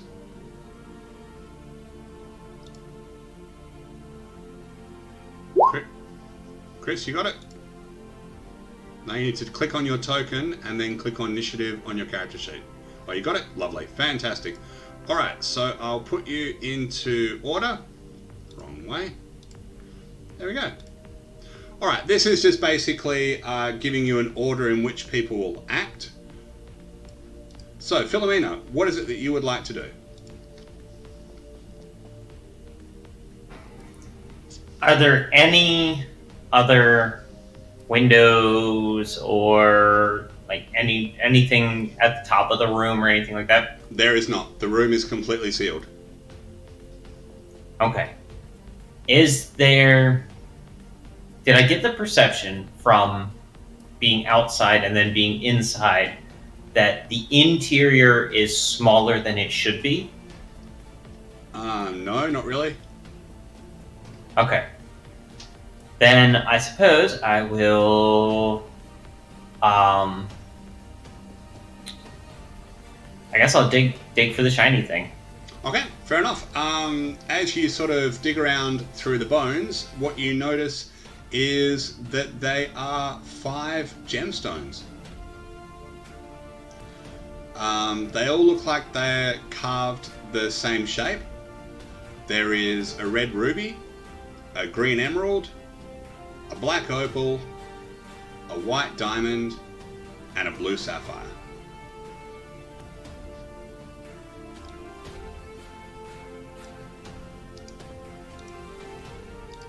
Okay, the motifs on the walls. Can I don't know what this is gonna be, but is there a way for me to like identify a place where these gems might fit into these motifs? Well, I can read out the motifs again for you if you like. So the walls are carved and painted with various scenes showing a lovely human woman in different locales. So one of them is looking towards a snow-covered peak. Another one is standing in the rain of a thunderstorm. There's one sitting in a comfortable room by a roaring fire. There's one holding a venomous snake in a garden. And there's another one of her working with bubbling vials in a laboratory, and many others. I'll just put that into the chat for you so you can see for yourself. And there we go. So, Gozenia, let's go to your turn. What would you like to do? While he's looking for at the motifs, I'm gonna do an investigation check for the same size ruby holes that the rubies might be able to go fit in the room. Right, okay.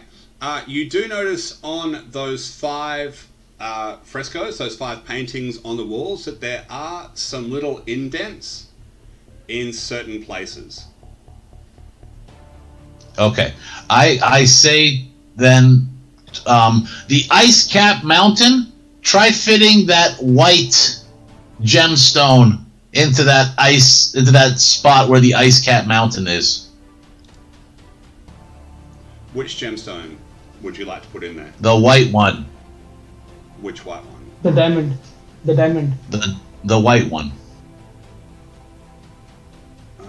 The diamond. The diamond gem. Oh Yeah, white. what represents white? Yep, diamond. Gotcha. Okay. So you put the diamond into the snow-covered thing. Okay, cool. That's your turn. Sedan, what would you like to do?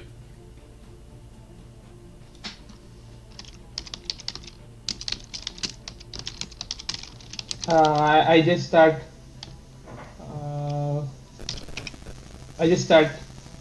Freaking out and try to bash open the door because enough. I'm not able to think.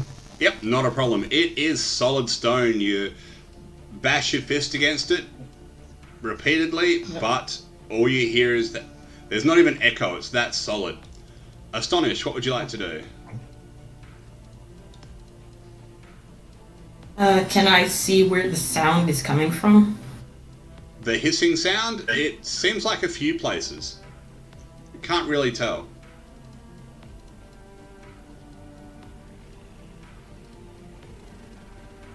Can I pinpoint one of them and then try to, like, see if there is something there? Yeah. Like, maybe a mechanism that would get clogged if... Sure. Roll an investigation check.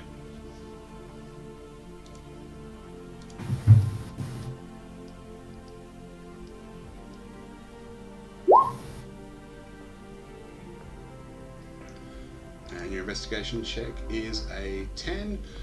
Yeah, so you see like a couple of places in the tomb, like little holes that seem the gas is coming up from, but as you get closer to where those holes are, I need you to roll me a Constitution saving throw, please.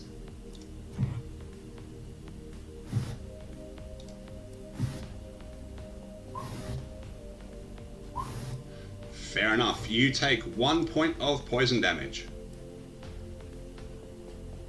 Oh! Well, frick. Phil, we are back to you. What would you like to do? So we put the diamond into the snow cap. I'm going to put the ruby in the fire motif. Okie dokie. Yep, fair enough. You need to do a con save for me, please, sir. As the gas is building in the room. Do I have time to cast a spell or no? Sure. What spell would you like to cast? I would like to cast Bless Sure. on everyone except myself, because I can only target 3 creatures. Not including Brother Keefe? Correct. Okay, keep in mind Brother Keefe is a normal human. I understand. Okie dokie. Okay, so let's have a look-see. Alrighty. You did not pass your con save, so it is... Oh, you've cast Bless, but not on you. 6 points of poison damage. Gozinya, your turn. What would you like to do?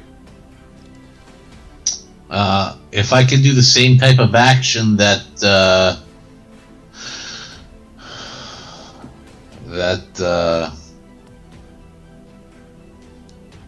our cleric did by putting the blue sapphire into the storm picture. Yep. And then I want to cast a spell. What spell would you like to cast? I am casting this one. False life. Fair enough. So roll yourself a d4 plus 4. Oh, very nicely done. And then a con save for you, sir.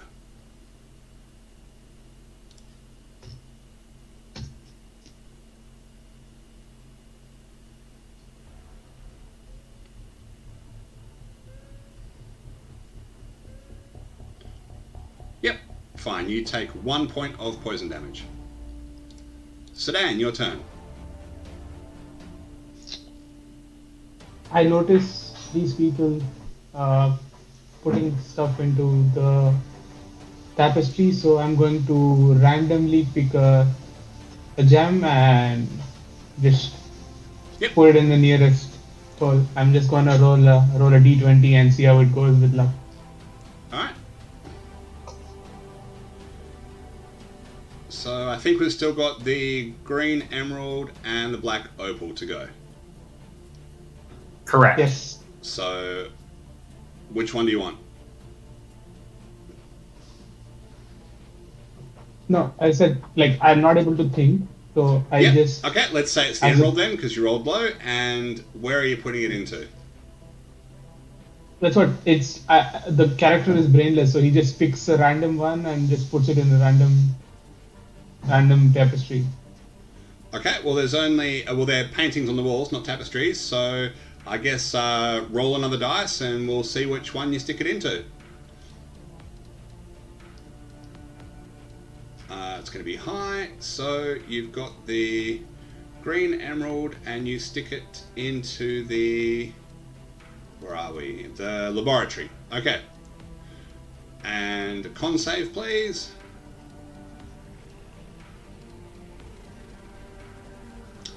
Not good enough. Oh, you've been blessed, so roll an extra d4.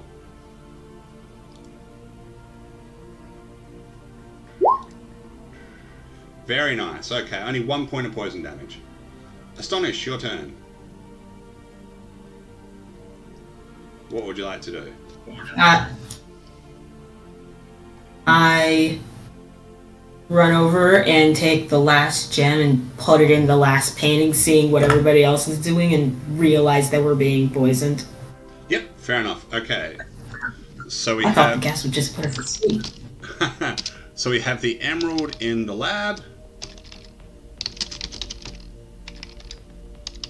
And what was left? The opal into... What's the last place? The snake. Snake. Okay. Alright, do me a con save. Very nice. 1 point of poison damage. I've got to roll a con save for poor Brother Keefe, who fails. And drops like a stone.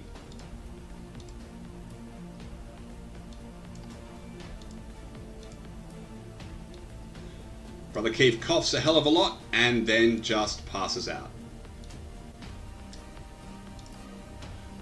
And now we have Phil. What would you like to do, Philomena?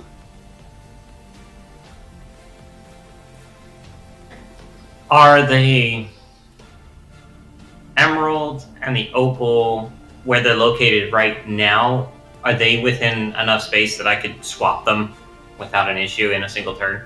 Sure. Okay, I'd like to swap their locations. Okay.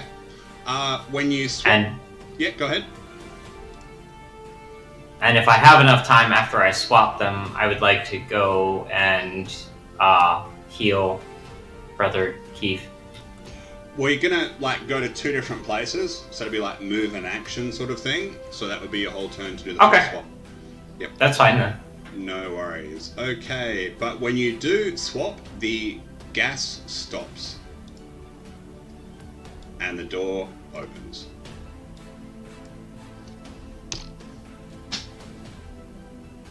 Gazinha, what would you like to do?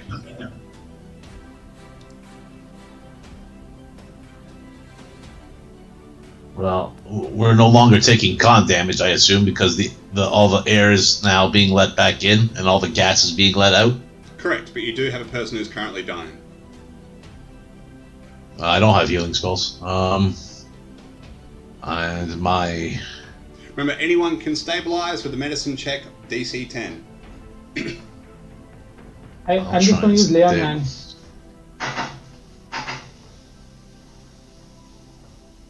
What would you like to do, sir? Oh, I thought he was going to use just lay on. He just said he was going to use lay on hands on him. It's your turn. What would you like to do?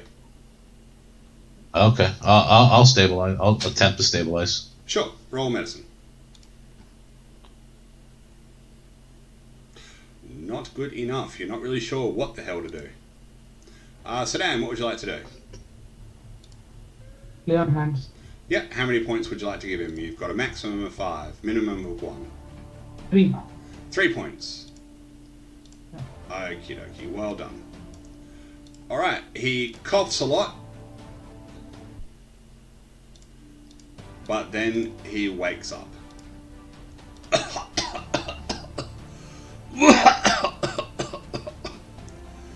And as he's coughing, you hear this very loud click sound coming from the sarcophagus.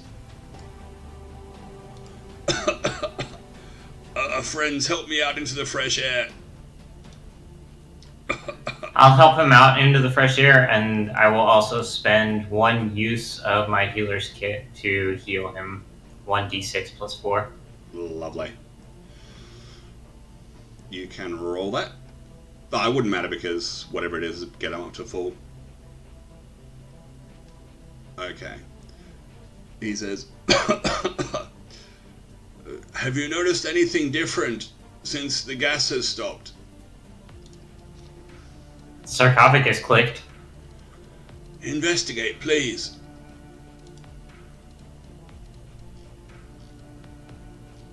Wait a second, did you know that the gas was gonna happen?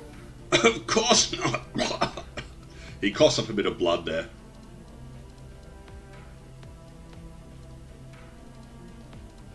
Okay. Alrighty.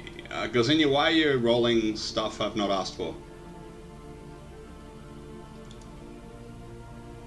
The gentleman said investigate the coffin, so I went to go investigate the coffin. Gotcha. Okay. You didn't specify who. Rightio, no worries. Alright, so what are you doing to investigate?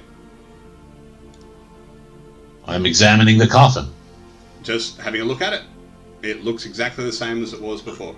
I'm looking at the interior of the coffin. Yep. To see if anything clicked inside there. Inside the coffin, you see a pile of bones and nothing else. Okay.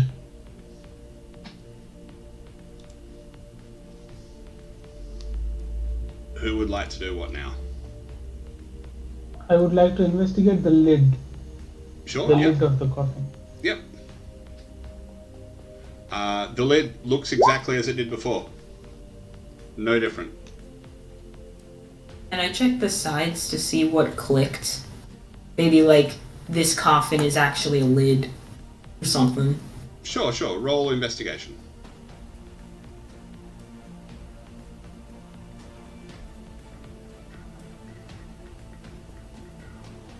Rightio. As you're sort of looking around the sides of the coffin, you notice that there's some scrape marks on the floor that you hadn't noticed before. They are mostly covered by dust, but now you're sort of like getting down there, you're noticing that. Hey, does anybody recognize what these scrape marks are? Like, if it was a creature, if it was a humanoid being, draconic? Can I cast Cure Wounds on myself? Yeah, if you want to. I'm wondering if there isn't maybe a secret passage underneath the coffin. I'm definitely not strong enough to lift up that.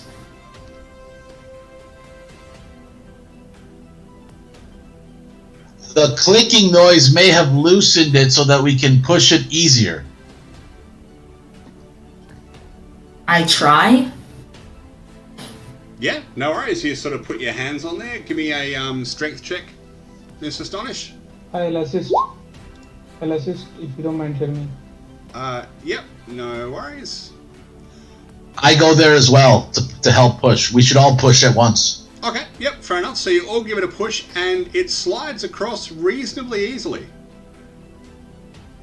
And you see some stairs going down.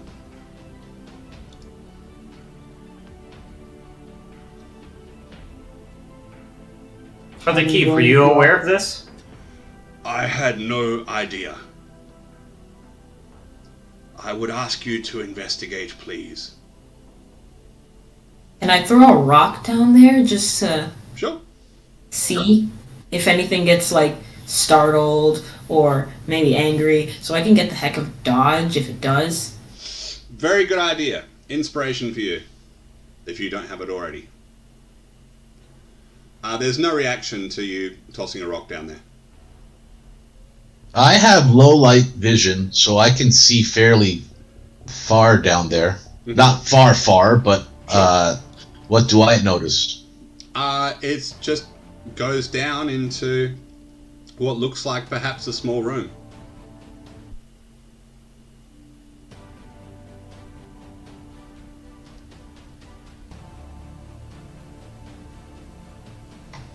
I'm gonna ask Astonish if she is willing to examine for traps and walk in.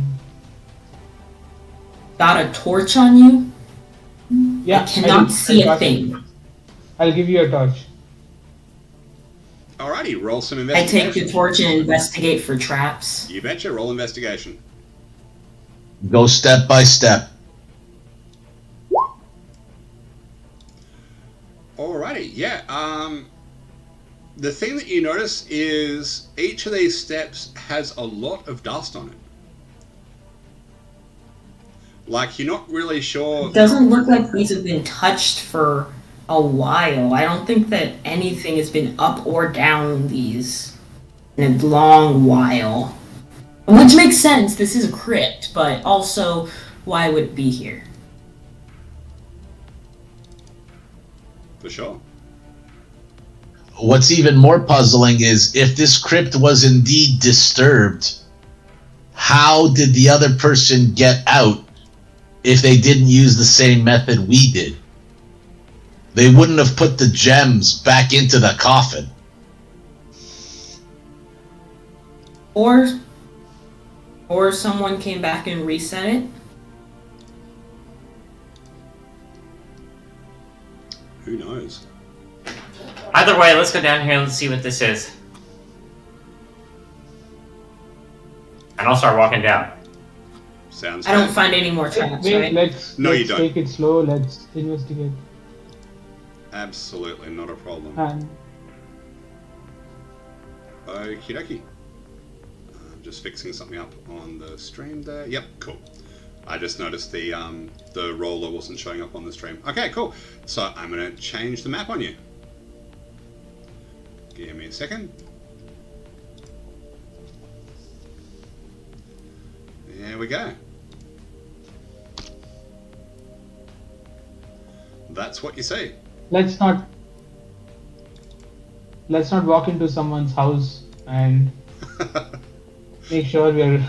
I already threw a rock down here. I'm pretty sure they would have heard the noise. This I is- see nothing.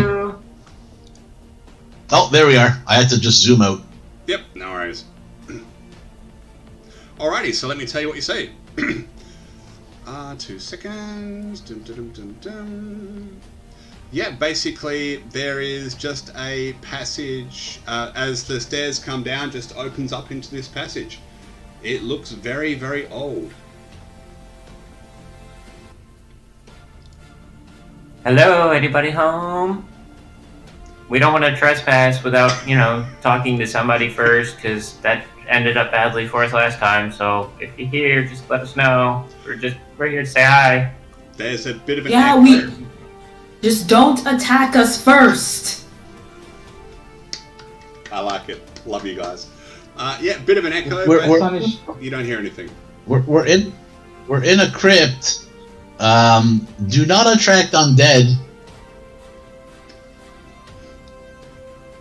I'm we'll gonna be cast fine. The rock would have Divine attracted Sense. the undead already. I'm gonna cast Divine Sense, Jeremy. Yep. See if there's any evil creatures around.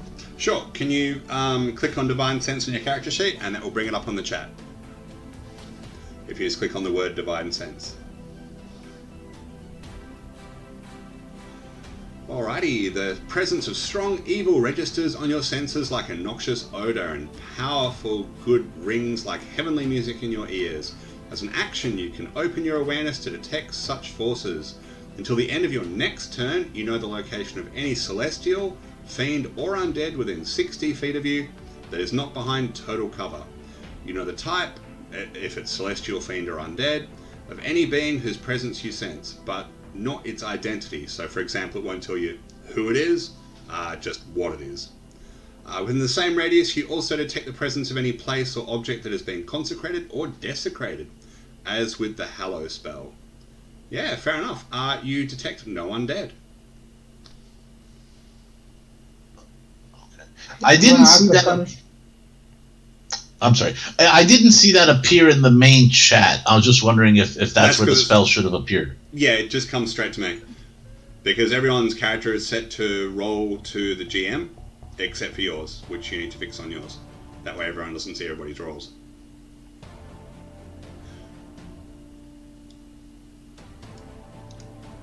I'm just going to walk down the hallway. But I'll post it in the chat. Oh, no, that didn't work.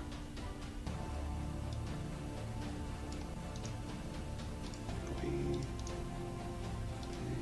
There we go. Okay. Is it in the chat now for you, Chris? So as me and Philia creep around this corner, sure. is there anything? Yeah, I see it. Let me reveal a bit more for you, eh? How about that? That's what you say. I'm just gonna keep on walking. Whatever. Fair enough. Alrighty. Let me reveal a smidgy more. Actually, I will do it. The polygon reveal. If this is not a Fibonacci circle, I'm gonna be disappointed. That's what you say.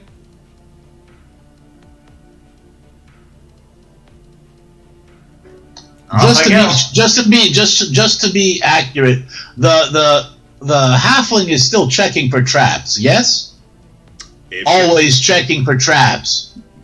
Yeah, she last checked for traps on the stairs. If you'd like to roll for traps now, you're very welcome to. That should be on all the time.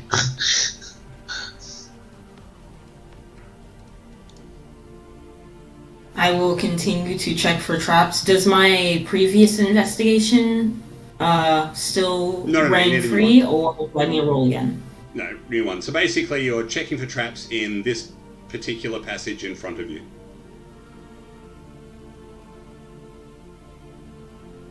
Okay. So do I roll again, or? Yeah, roll again. Yeah, investigation. Yep, cool. You don't see anything. It just looks like really old stonework.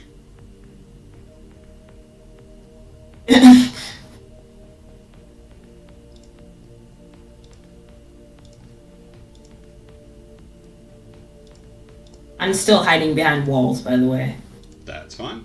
At every corner. Yep. So you've investigated up to where Philomena is right now. Or where you are, I should say.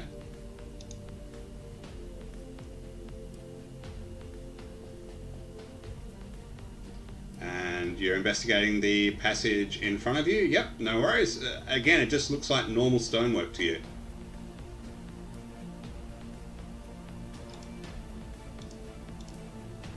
Who makes a crypt like this? There's no traps and it's just a spiral? Somebody who really likes math. That's who.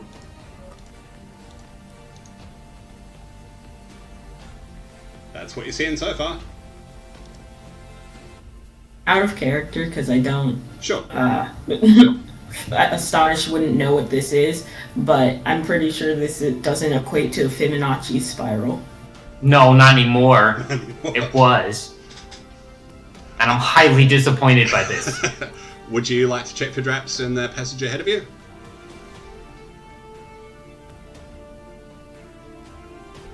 Yep, fair enough. That's a yes. Yep, I know. she's got it. All right, let me reveal this bit right here for you then. And 2 seconds, I'll just reveal some extra stuff. Won't be a tick.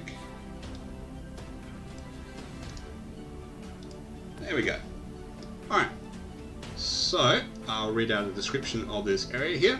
The passage opens up into a chamber. 3 odd humanoid skeletons topped with draconic skulls stand at attention holding swords. The back of the chamber, there is a large throne, like a chair, empty on a mahogany dais. And let me give you a look at what these skeletons actually look like. Cute. Yeah, they look like that. And they have swords. Yeah, they're holding swords, standing at attention. Not moving towards us? No, not moving. And what's on the mahogany desk? On the mahogany dais is that large chair, looks like a throne. Do not sit in the chair. Well, Oh. obviously. You must not read from the book. Yeah. You see Sedan. No, that's an obvious trap. Like, hey, come sit in me. Have a seat. No. That's not You a see trap. Sedan That's just a stopping freaking his tracks, curse. just about to sit down. Clarification question. Sure. Is the graveyard considered part of the city, so we would not have had our gear? No, you've got all your gear now. Okay, Yeah. I wanted to try and figure out where that border was, so okay. Easy peasy, easy peasy. Daggers are concealable. I have it at all times. Nice. Yeah, my armor is not, so that's a thing. You guys might just want to register as a mercenary company. That's nice and easy. I don't think that was in the primer or anything, It was from what not. I read. Okay. I didn't realize that was an option because it wasn't in any of the documentation I was given. Well, there you go. I haven't covered everything in there. Alright, what would you like to do? Who's sitting in the chair first? I'm gonna go look around the other corner, so sure. I don't know what everybody else is doing. I'm going to investigate the chair I follow the to see if paladin. there's anything unusual about it. Okay, give me 2 secs because someone's moved on. So I just need to reveal a bit extra.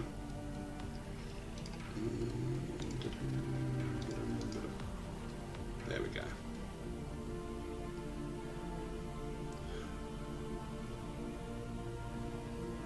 Alright. Is there any light down here? Only the torch that's being carried by Astonish. But you're a half elf, right? No, I am a human. Ah, okay. Oh, it was our druid that's the half elf, right? Correct. He's the other elf. Alright, so let me take a step up front here. Get away from the I'm chair! carrying the torch with both of us. Alright. So, what do I notice here? Well, what you notice there is, I mean, you can only see part of the room, but what you can see so far looks like it might be some sort of laboratory. But as I say, you can only see a part of the room at the moment. Astonish, you want to make sure the floor is safe over here? Always helpful. Alright. So I check up to here so I can see a bit more into the room. Good idea. And I will roll investigation. Sure, why not? Sounds like fun.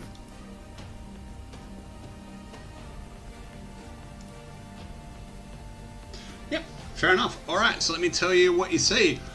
This chamber has been set up as a small laboratory. Tables around the room are covered with beakers, vials, tomes, cauldrons, and pots full of alchemical agents. In the middle of the central table is a note next to a blue clay pot. You said a note? A note, yep, right here. You can even see it on the table. Hang on. Right there. Alright. Okay. Alright, got it. Right next to that really big cauldron. Okay, yeah, I mean, I will walk up and check out the note then, I suppose. Yeah, sure. No worries. Can I check to see if this place looks like it's been dusty as well? Well, that's the interesting thing. This place does not, like these tables and all this equipment, no dust at all. Fresh. So there's either another entrance or someone's powerful enough to be teleporting in and out. You wouldn't know what teleporting is, but let's keep going. So on the note, it says, Raxil, I have figured out how to complete the process. When you are ready, simply pour the contents of this blue pot into the cauldron and stir. The effects should be instantaneous, but in capitals, do not drink the resulting potion. I will put that in the chat for you. Thank you, because I type fast, but not quite as fast as you talk. Not a problem.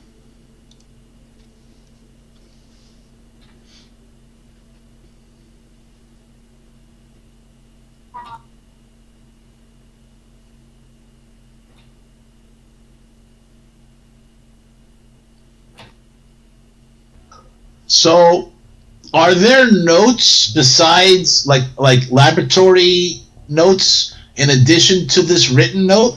You betcha.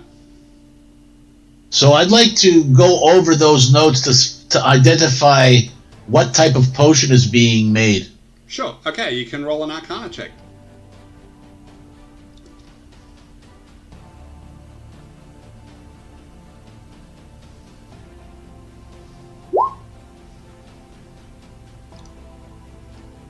Alrighty. Okay. So what you can tell from all of the notes and things that you can see here, looking at all the symbols, you can see the symbol for how you open your access to the weave, which is the sort of like magical energy that's all throughout the world. And you can see the symbol for necromancy. So whatever magic this is, it has to do with necromancy.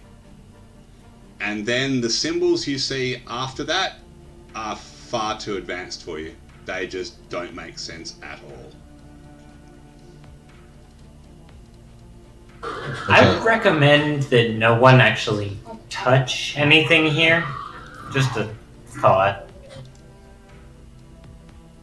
You both really like explaining the obvious, huh? There are samples here that I am definitely interested in. I look closer at some of the vials of the liquid contents. Sure. Astonished, would you like to come over here with me and we can look around this other corner? Yeah. Do I see anything with the torch up here? Let's reveal a bit more for you.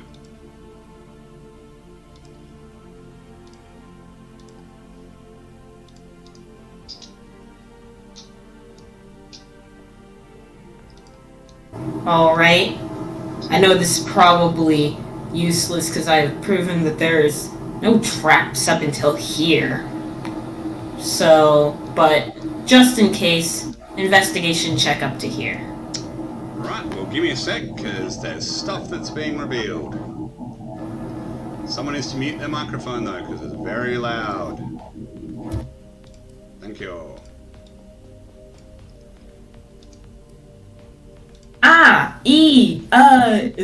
Don't want to, Don't want to what? Just no. No to that. No to what has been revealed. No. Ah, you wussy. I'm not very strong and I don't know what's going on. That's perfectly fair. Alright, so let me tell you what is in this room right here. The chamber walls are painted to look at the inside of a dragon's lair.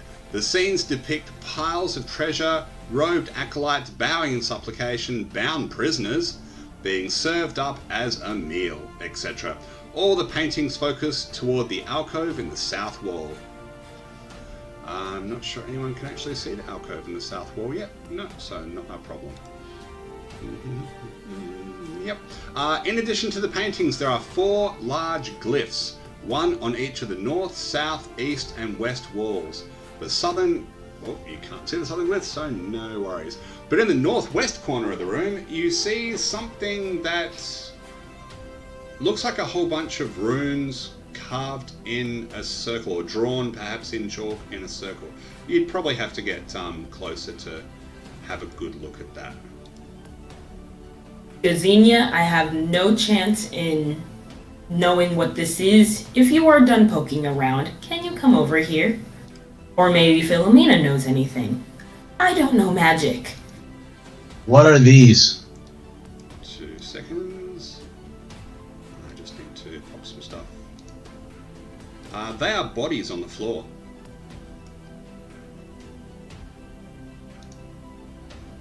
What Am I seeing things move? Like humans? What's that doing? Hang on. Oh, there we go. 2 seconds. Just had to put those back on. I had deleted them from previous. There we go.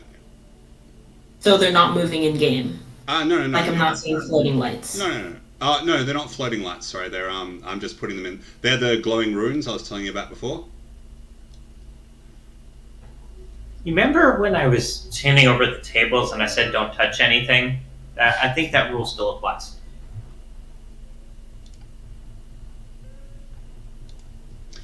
But lying on the floor in different parts of the room are 4 dead bodies. Although the bodies look roughly humanoid, they are stitched together from various parts, some including some that perhaps appear to be draconic in nature. Let me show you what it looks like. There we go. Oh, he looks handsome. Lovely looking fellow, isn't he? I'd take him out for tea. I think you should. Are these bodies like stitched together? Looks like it. From various different humanoids, and even some parts look draconic. Weird. Bloody Mary Shelley. It's a Mary Shelley portrait. Can I do a medicine check to check if they're actually dead? Or show any signs of life?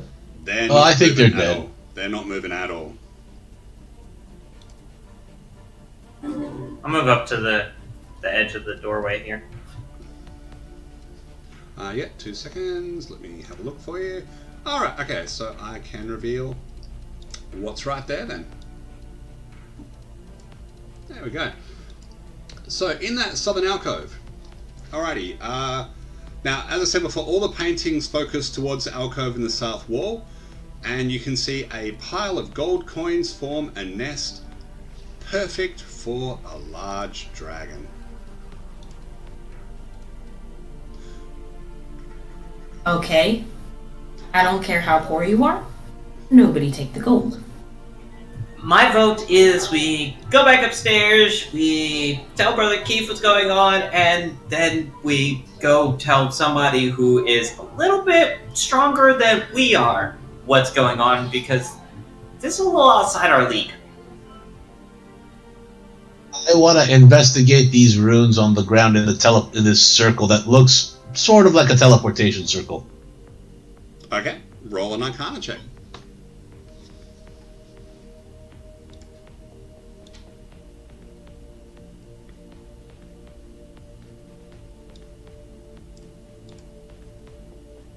Sure. Yeah, I mean, you don't know how to cast teleportation circle, but from what you've read, you guess it could be, or yeah. I mean, that's the only way anyone conducting any form of experimentation down here to have left that note could travel in and out of this location without being detected. Okay, I mean, well, that's just common leave sense. before they come back. I Well, that's- agree. That's I- fine. Let us. Is this area dusty at all? Are we leaving tracks? Are we doing anything like that? You're definitely leaving tracks here. Doesn't Okay. matter. Does not matter because they're gonna know either way. Okay, put yourself back 2 seconds. Put yourself back, Okay. back. Both of you, put yourself back.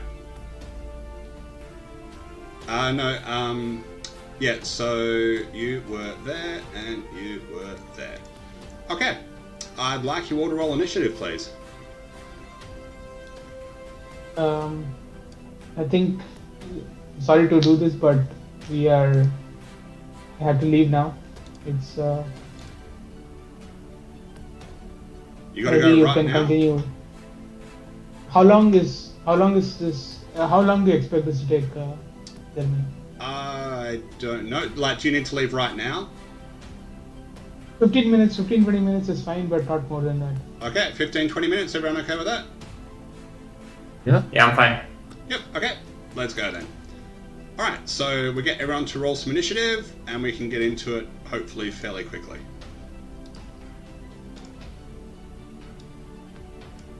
Okie dokie dokie. Lovely. Would you like me to re-roll that since I didn't click first? As long as it's on your token, then you're fine.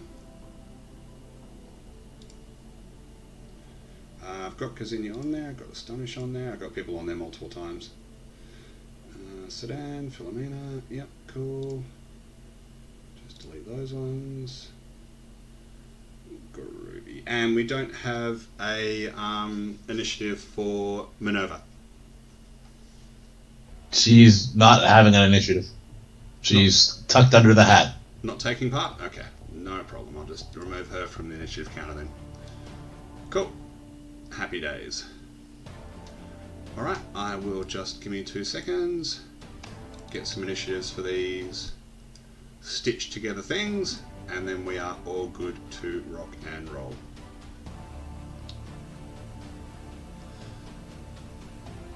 Just waiting for that to load up. Won't be too long, guys. Okay, initiative. There we go.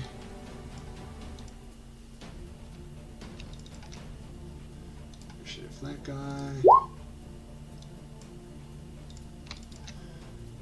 Initiative for this guy. Won't be long, guys. Just getting it all set up. My internet's running a smidge slow, though, as you guys know.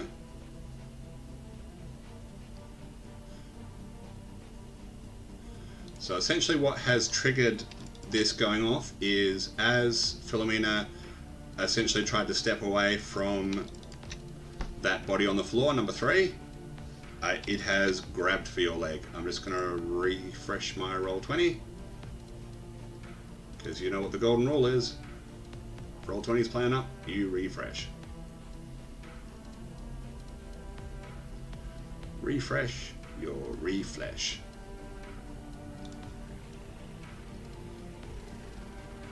And whilst I'm doing this, you can have a bit of a think as to what it is you would like to do when it gets round to your turn. There we go. Alright, so number 3 needs some initiative. Done out there. Yoink. There we go, lovely. And number 4 needs some initiative. Okay, that should be everybody. Fantastical. Sort descending. Alrighty. So, Gazinia, you are... I'll just move all these guys here out the way so I've got the tokens there. You are heading on out and you hear a bit of shuffling from behind you. You hear a disturbance. What would you like to do? So were these things supposed to be in the spots where those things that you moved out of the way were? Correct. Okay, so you got to move them back to the spots that they were in, right? They're in the exact spots they were before. Okay. I had those other tokens sitting on top of them like that. I see. Okay. Well, we gotta make like hell and run out of here. Let's get the hell out of here. Okay. What are you doing on your turn? I'm making a mad dash for the staircase. Okay, fair enough. I'll let you do that to move you 60 feet. And this guy here, who's 1, 2, 3, and 4. And then lashes out with his fist. Getting a 16. Does a 16 hit you, Philomena?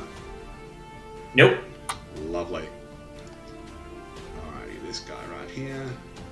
5, 10, 15. Comes down to here and lashes out at the person beneath him. But a 7 is most certainly going to miss you. Astonish, what would you like to do? You can see those bodies have basically picked themselves up and are attacking your friends.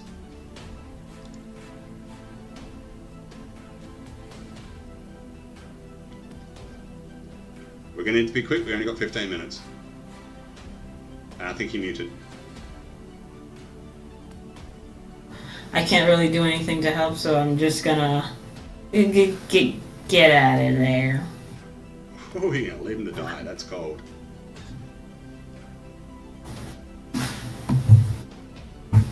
Okay. This zombie right here is going to try and grab hold of Philomena. Philomena, can you roll an athletics check for me, please? You don't have to roll too high.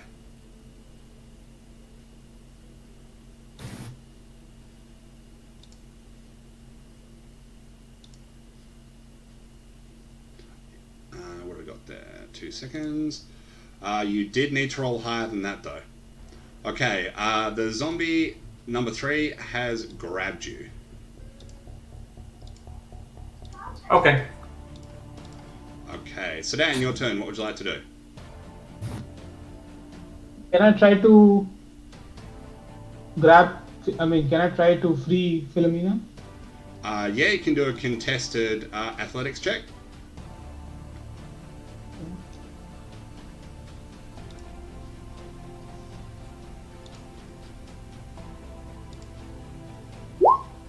He's got a really good hold on Philomena. You got a 16, he got a 17. Are you going to move anywhere or stay where you are?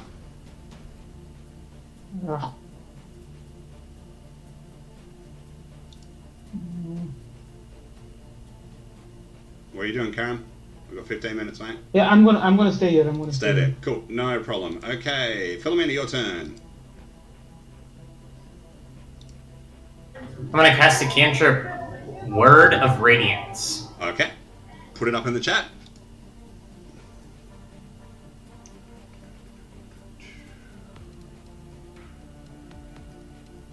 Show the spell description. Okay, you're after a divine word and burning radiance erupts from you. Each creature of your choice you can see within range must succeed on a constitution saving throw or take 1d6 radiant damage. Okie dokie, so that's everyone within 5 feet. I'm guessing you're excluding your friend? Yes. Okay, so be zombie 1, 2, and 3. Alright, they've got to do a con save. So zombie 1, 2, and 3. Okay, I have a 10, 11, and a 15. The 15 succeeds, the other 2 fail. Gotcha. Alright, so how much damage was it? 2 points. Yeah, and if they pass, there's no damage, right? Because it's a cantrip. Correct. If they pass, there's no damage. If they fail, they take the damage. Cool. Alright, so he takes 2 points.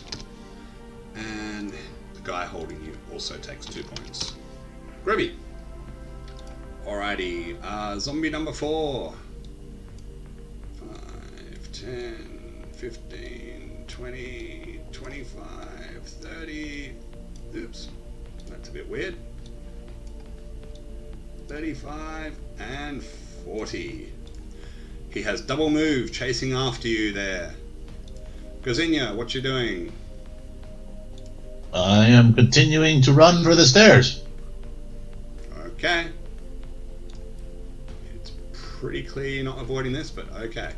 Alright, zombie number 2 is going to strike at Philomena. Because you are restrained, it has advantage on the attack. Gets an 18 to hit, which does... That hits. Yep. Basically punches out at your right lower arm, just below the elbow there, and does 5 points of damage. Chris, just as a note, DM to player, you are leaving the rest of your party to die. Just spelling it out for you, mate. Alright, zombie number 1 is going to bash down at Sedan, who he doesn't have advantage on. 16. Sedan, does that hit you? Misses. Misses, wonderful. Astonish, your turn. What would you like to do, Astonish?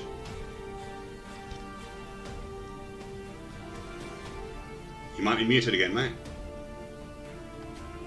I am going... I see this zombie coming towards me. Yep. And if I'm gonna help myself, I might as well help others. I come over here and try to cast Sleep. Sleep won't work on undead, mate. But also, if you leave the square there, it will get an attack opportunity on you.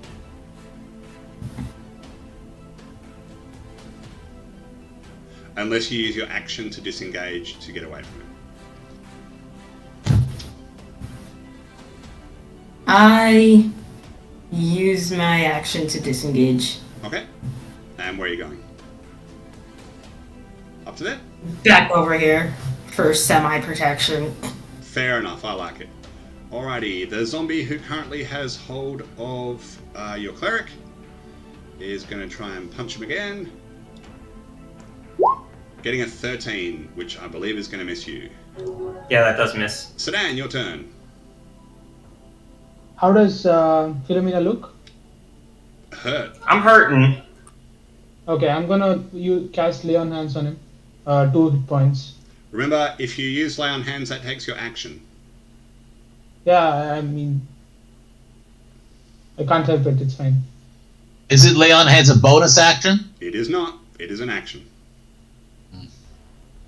Yeah, let's see. Okay, Can't help it. so how many points are you giving Philomena? 2. I have only 2 left. I used 3 on the... Yeah, I'm Brother Keefe. I used 3 on the... Yeah. Yep, fair enough. Sorry? Alright, Philomena, your turn. What would you like to do?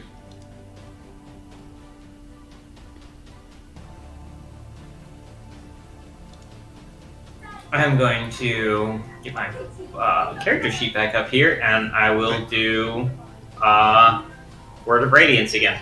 Okay. Cantrip, and about all I got that's gonna do anything really good. Fair enough. Alright, so 3 con saves, a 19, a 17, and a 12. 19 and 17 succeed, 12 does not.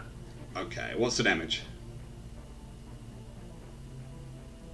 3. 3 points, cool. That's the one that's holding you, by the way. Out of character, Donald, do you have any healing left on you?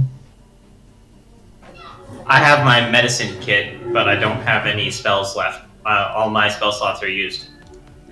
Alrighty, this zombie here is coming back for you. 5, 10, 15, 20. It's gonna take a punch at you there. Miss Astonish. It gets a 16. Does that hit? Astonish. Yes. You take 6 points of damage as it punches right into your left shin. It actually kicks you right in the left shin. Owie. Apparently it breaks my shin. Oh, that's pretty Jeez. much. Gazinia, what are you doing? It's your turn. Well, looking back over my shoulder, not seeing anyone following, I'm gonna turn back. Okay. Zombie here is going to try and hit on Philomena. And gets a 10. That's certainly going to miss.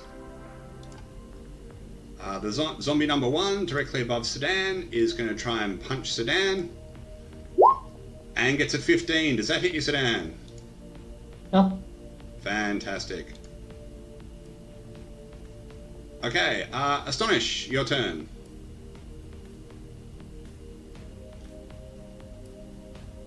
Muted again.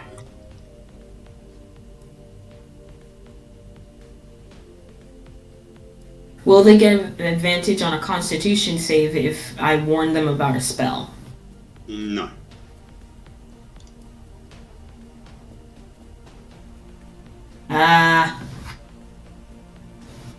That's gonna cause a lot of damage. You might want to start trying to kill these things. I cast Thunderwave. Okie dokie. Bring up Thunderwave. Click on Thunderwave on your character sheet. And let's have a look at it. Alrighty, let's see the description. Wave of thunderous force sweeps out from you, each creature in a 15-foot cube. Okay, so it would only affect the one creature below you, unless you wanted to move into position somewhere else.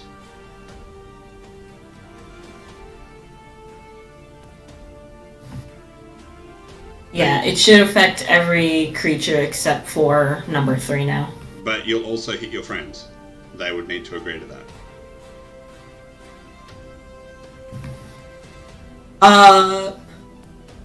I shout, "This is gonna be loud, but it's gonna do some damage to literally everyone."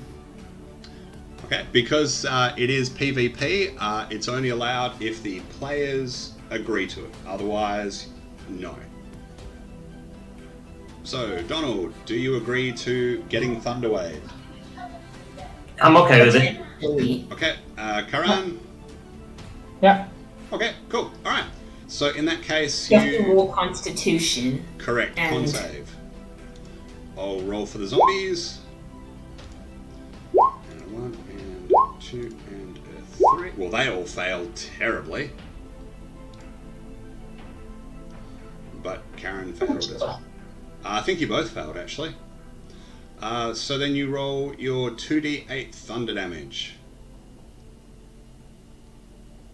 It was already rolled. Already rolled? Okay, so everybody takes 8 points of thunder damage,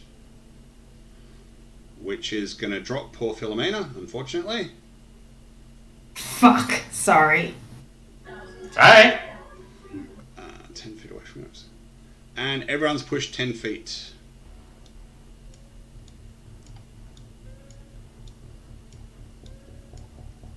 There we go. Okie dokie. Did you Alright. push number 4? No, it's a 15-foot cube. So it comes out in one direction. It's not a 15-foot radius. Ah. Yeah. So it would be... So it's 3 feet by 3 feet. So basically it would look... it essentially looked like that as it came out from her. Can you see what I drew on the map? Okay. Yeah. Okay. Yeah, that's fine. No worries. Alright, this zombie right here, the one who's still got hold of Karen, you are currently down. So I'll just put a little X on you. It is going to move. It steps down here to get to Sedan. And Sedan, as it punches towards you, it appears to hit thin air. Very strange. Is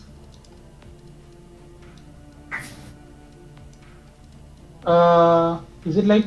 Sorry, okay. Okay. It's like there's some invisible wall of force there now. Sedan, your turn. Okay.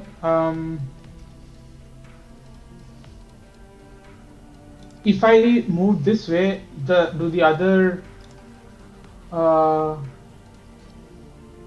You enemies get an attack of opportunity? both of them will get an attack opportunity, and you'll be stuck behind that wall of force. Okay. Okay. Okay, then I just take a swing at zombie number 1. Sounds fair. Roll to hit. That is a hit, and it does 6 points. Nicely done. Yeah. Okay, Philomena, roll me a death save, sir. Not a problem. I do have a clarification question, though. Does Go for that it. wall of force break his grapple on me? You betcha.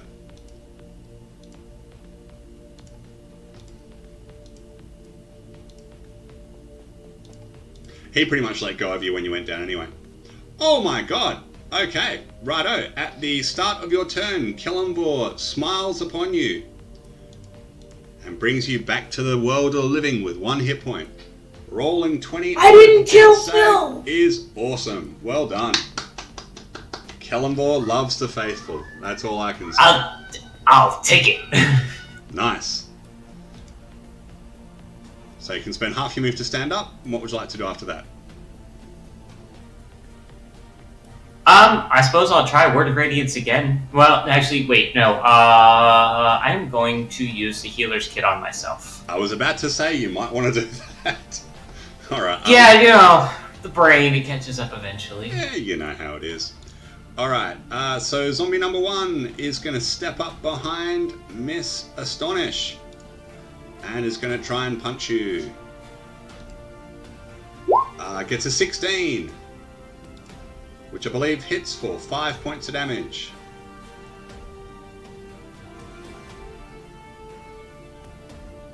You're muted again, muted again. Marla.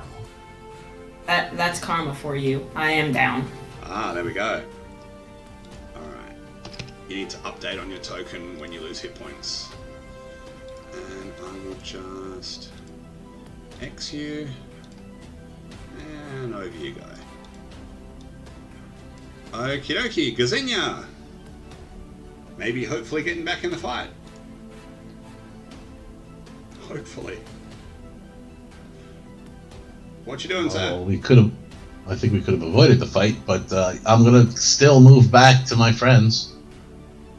I gotta do a 60.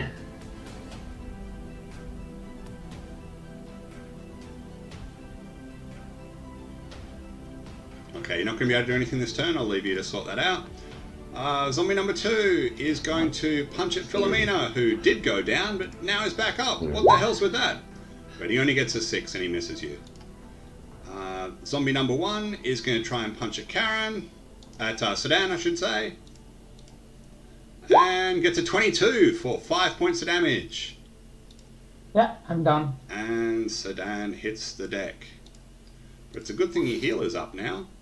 That makes life much easier. Astonish, your turn. You can roll a death save.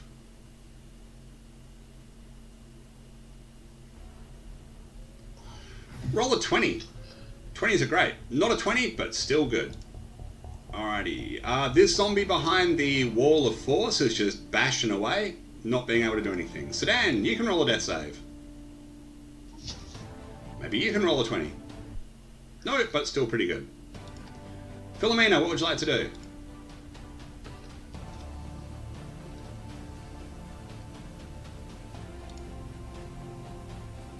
We're gonna need to be quick, guys. Running out of time.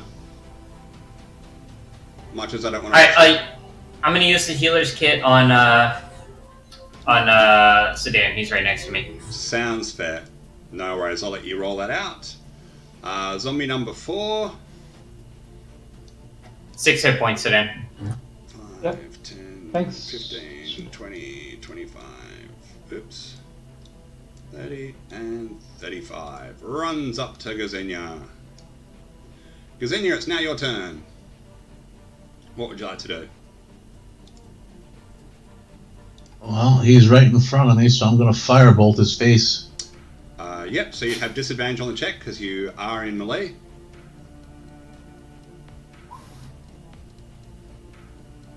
So you need to roll twice because you have disadvantage.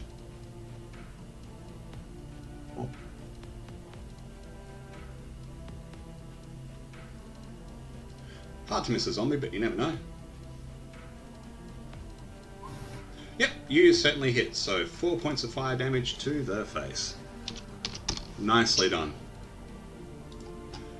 Okay, zombie number 2 is going to try and punch at... I'm losing my brain now. Our cleric, Philomena, gets a 13. Total miss. Zombie number 1 punching down at Sedan. Gets a 20 for 4 points of damage. Astonish, death save. Looking good. Okay, zombie behind the wall, still can't do anything. Sedan, your turn. Yeah, I'm gonna hit that one. Can't do anything else. Number 1, yep, go for it. That's a hit. Yep. Oh, big hit. 10 points of damage. Yowie. What a smash that was. Very nicely done. Okay, Philomena, your turn. So I've quite had it with this guy attacking me.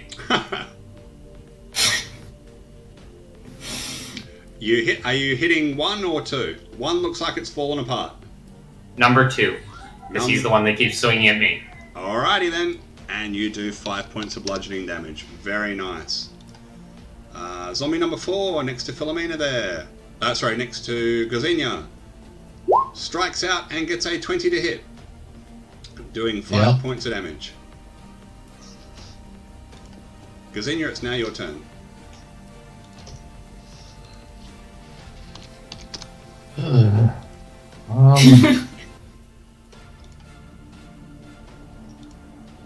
Need to be quick, mate.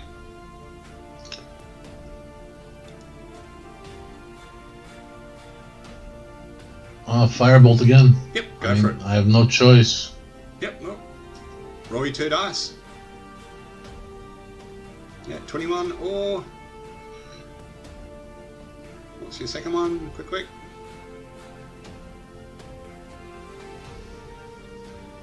12, yep. No worries, so 1 point of fire damage to him, but every point counts. Alrighty, zombie number 2, he's smashing down at your cleric. Well, wouldn't it be at number 6? Because it's disadvantage. You roll the dice twice, but the first, you don't roll the damage twice and pick the best. It's the first damage that gets rolled. So, 15, I believe, misses our cleric.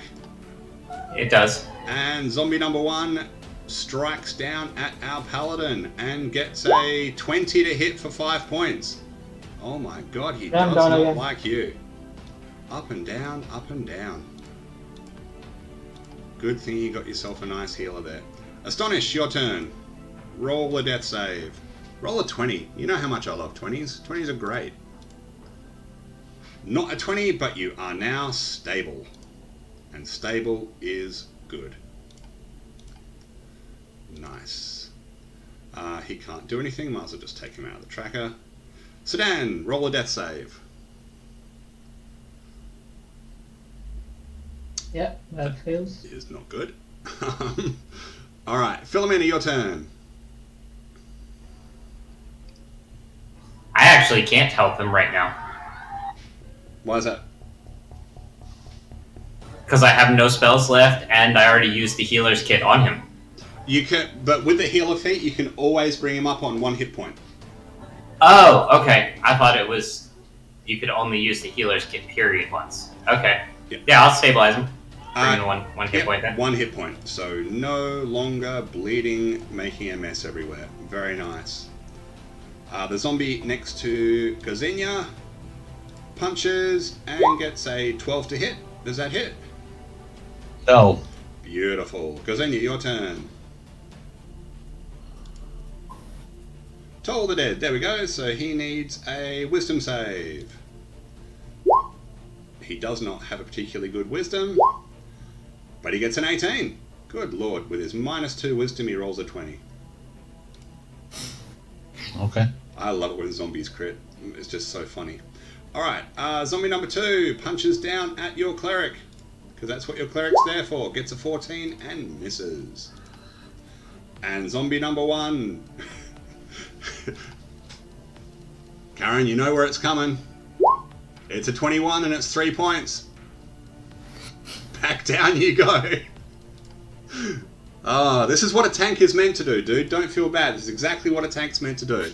Absorb the hits like a sponge. Astonished, you're stabilized but can't do anything right now. Sedan, you need to do a death save. Yeah. Yep, you're good. Philomena, your turn. I'm gonna do Word of Radiance again because this cycle needs to be broken. I like it. Alright, Zombie 1 and Zombie 2. Zombie 1 fails, Zombie 2 passes. So what's the damage? 4 points. Okay. Now, Word of Radiance, I believe, is radiant damage, isn't it? Yes. Zombie number 1 burns up and is gone. Well done. Did you want to move anywhere or stay where you are? I'll rotate around him. Sure. Okay. The zombie next to Mr. Gazinia goes to punch him and gets a... Unfortunately, that is definitely going to hit you. And put you down 6 points. Nope, I'm at 1. I'm at 2. 2? Yep, because I still had my other spell. I cast False Life on myself. Oh, fantastic. So how many hit points were you on in total? I had 15 hit points. 15. Fantastic. And you took 5 from the hit before. So that would have put you down on 10. Beautiful. Okie dokie then. Gazinia, it's now your turn. Toll the Dead. Toll the Dead. I like it. Wisdom save from Mr. Zombie. He fails. Roll your d12 of doom. Oh, savage savagery. I like it. Okay. Zombie number 2 is going to take a smash at your cleric. 15's going to miss. Yeah, 15 misses. Okay. Due to the time, and I know you said we had 20 minutes, but we've definitely gone over that. I can wrap this up now. Karen, if you need to leave, or we can keep going. I sent a message on the group, it's fine. Please continue. Continue? Okay, sure. No worries. Thanks, mate.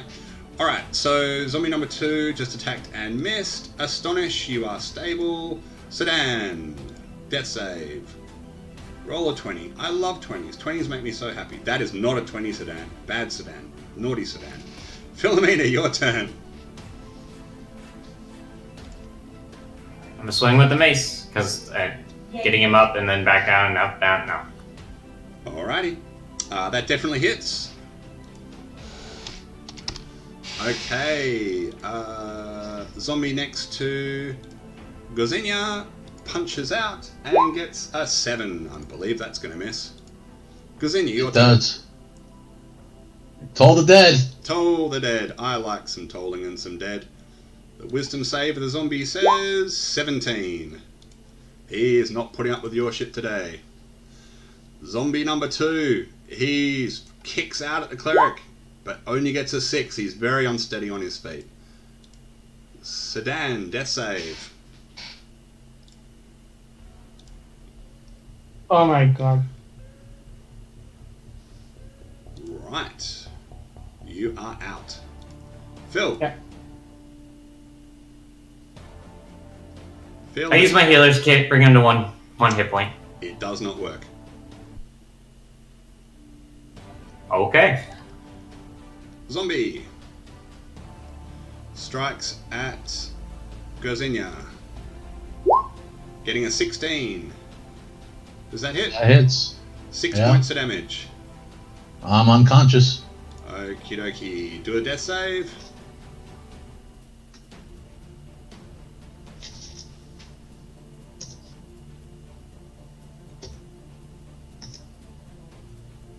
Yep, cool. The zombie next to our cleric gets an 18 to hit for 7 points. Yeah, that hits. Astonish is there, Sedan is there. Philomena, your turn.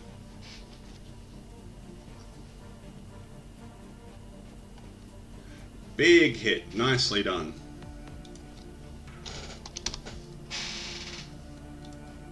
This zombie here.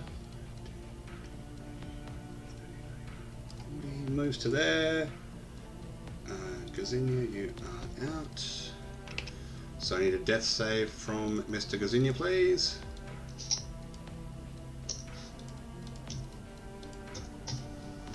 Yep. This zombie here is going to try and punch Mr. Cleric. And rolls 2 1s, can you believe it? Smashes out, Sedan's out. Philomena, your turn.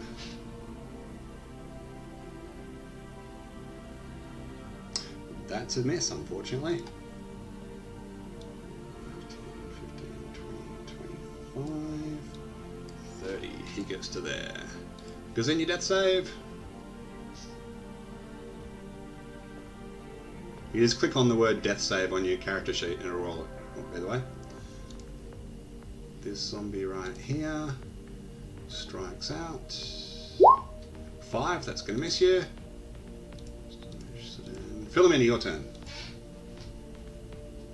Word of Radiance again. I like it. Alright, con saves. 1 and 2. 13 and 23. Both pass. Damn.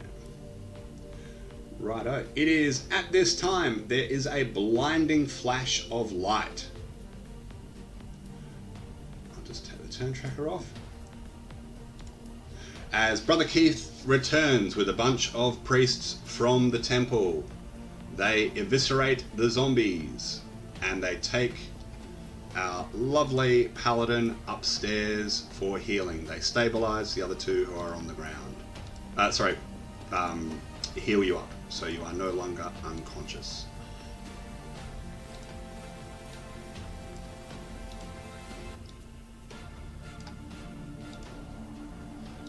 But those 2 there are dead. Alright, and they take you back up to the temple. That is the end of combat, so I know Karen needs to leave. We can wrap that up there and do the debrief when we start our next game. So, nicely done. Thank you everyone for playing, thank you everyone for watching. Smiles and waves, and we'll see you all next week. Bye-bye. Adios!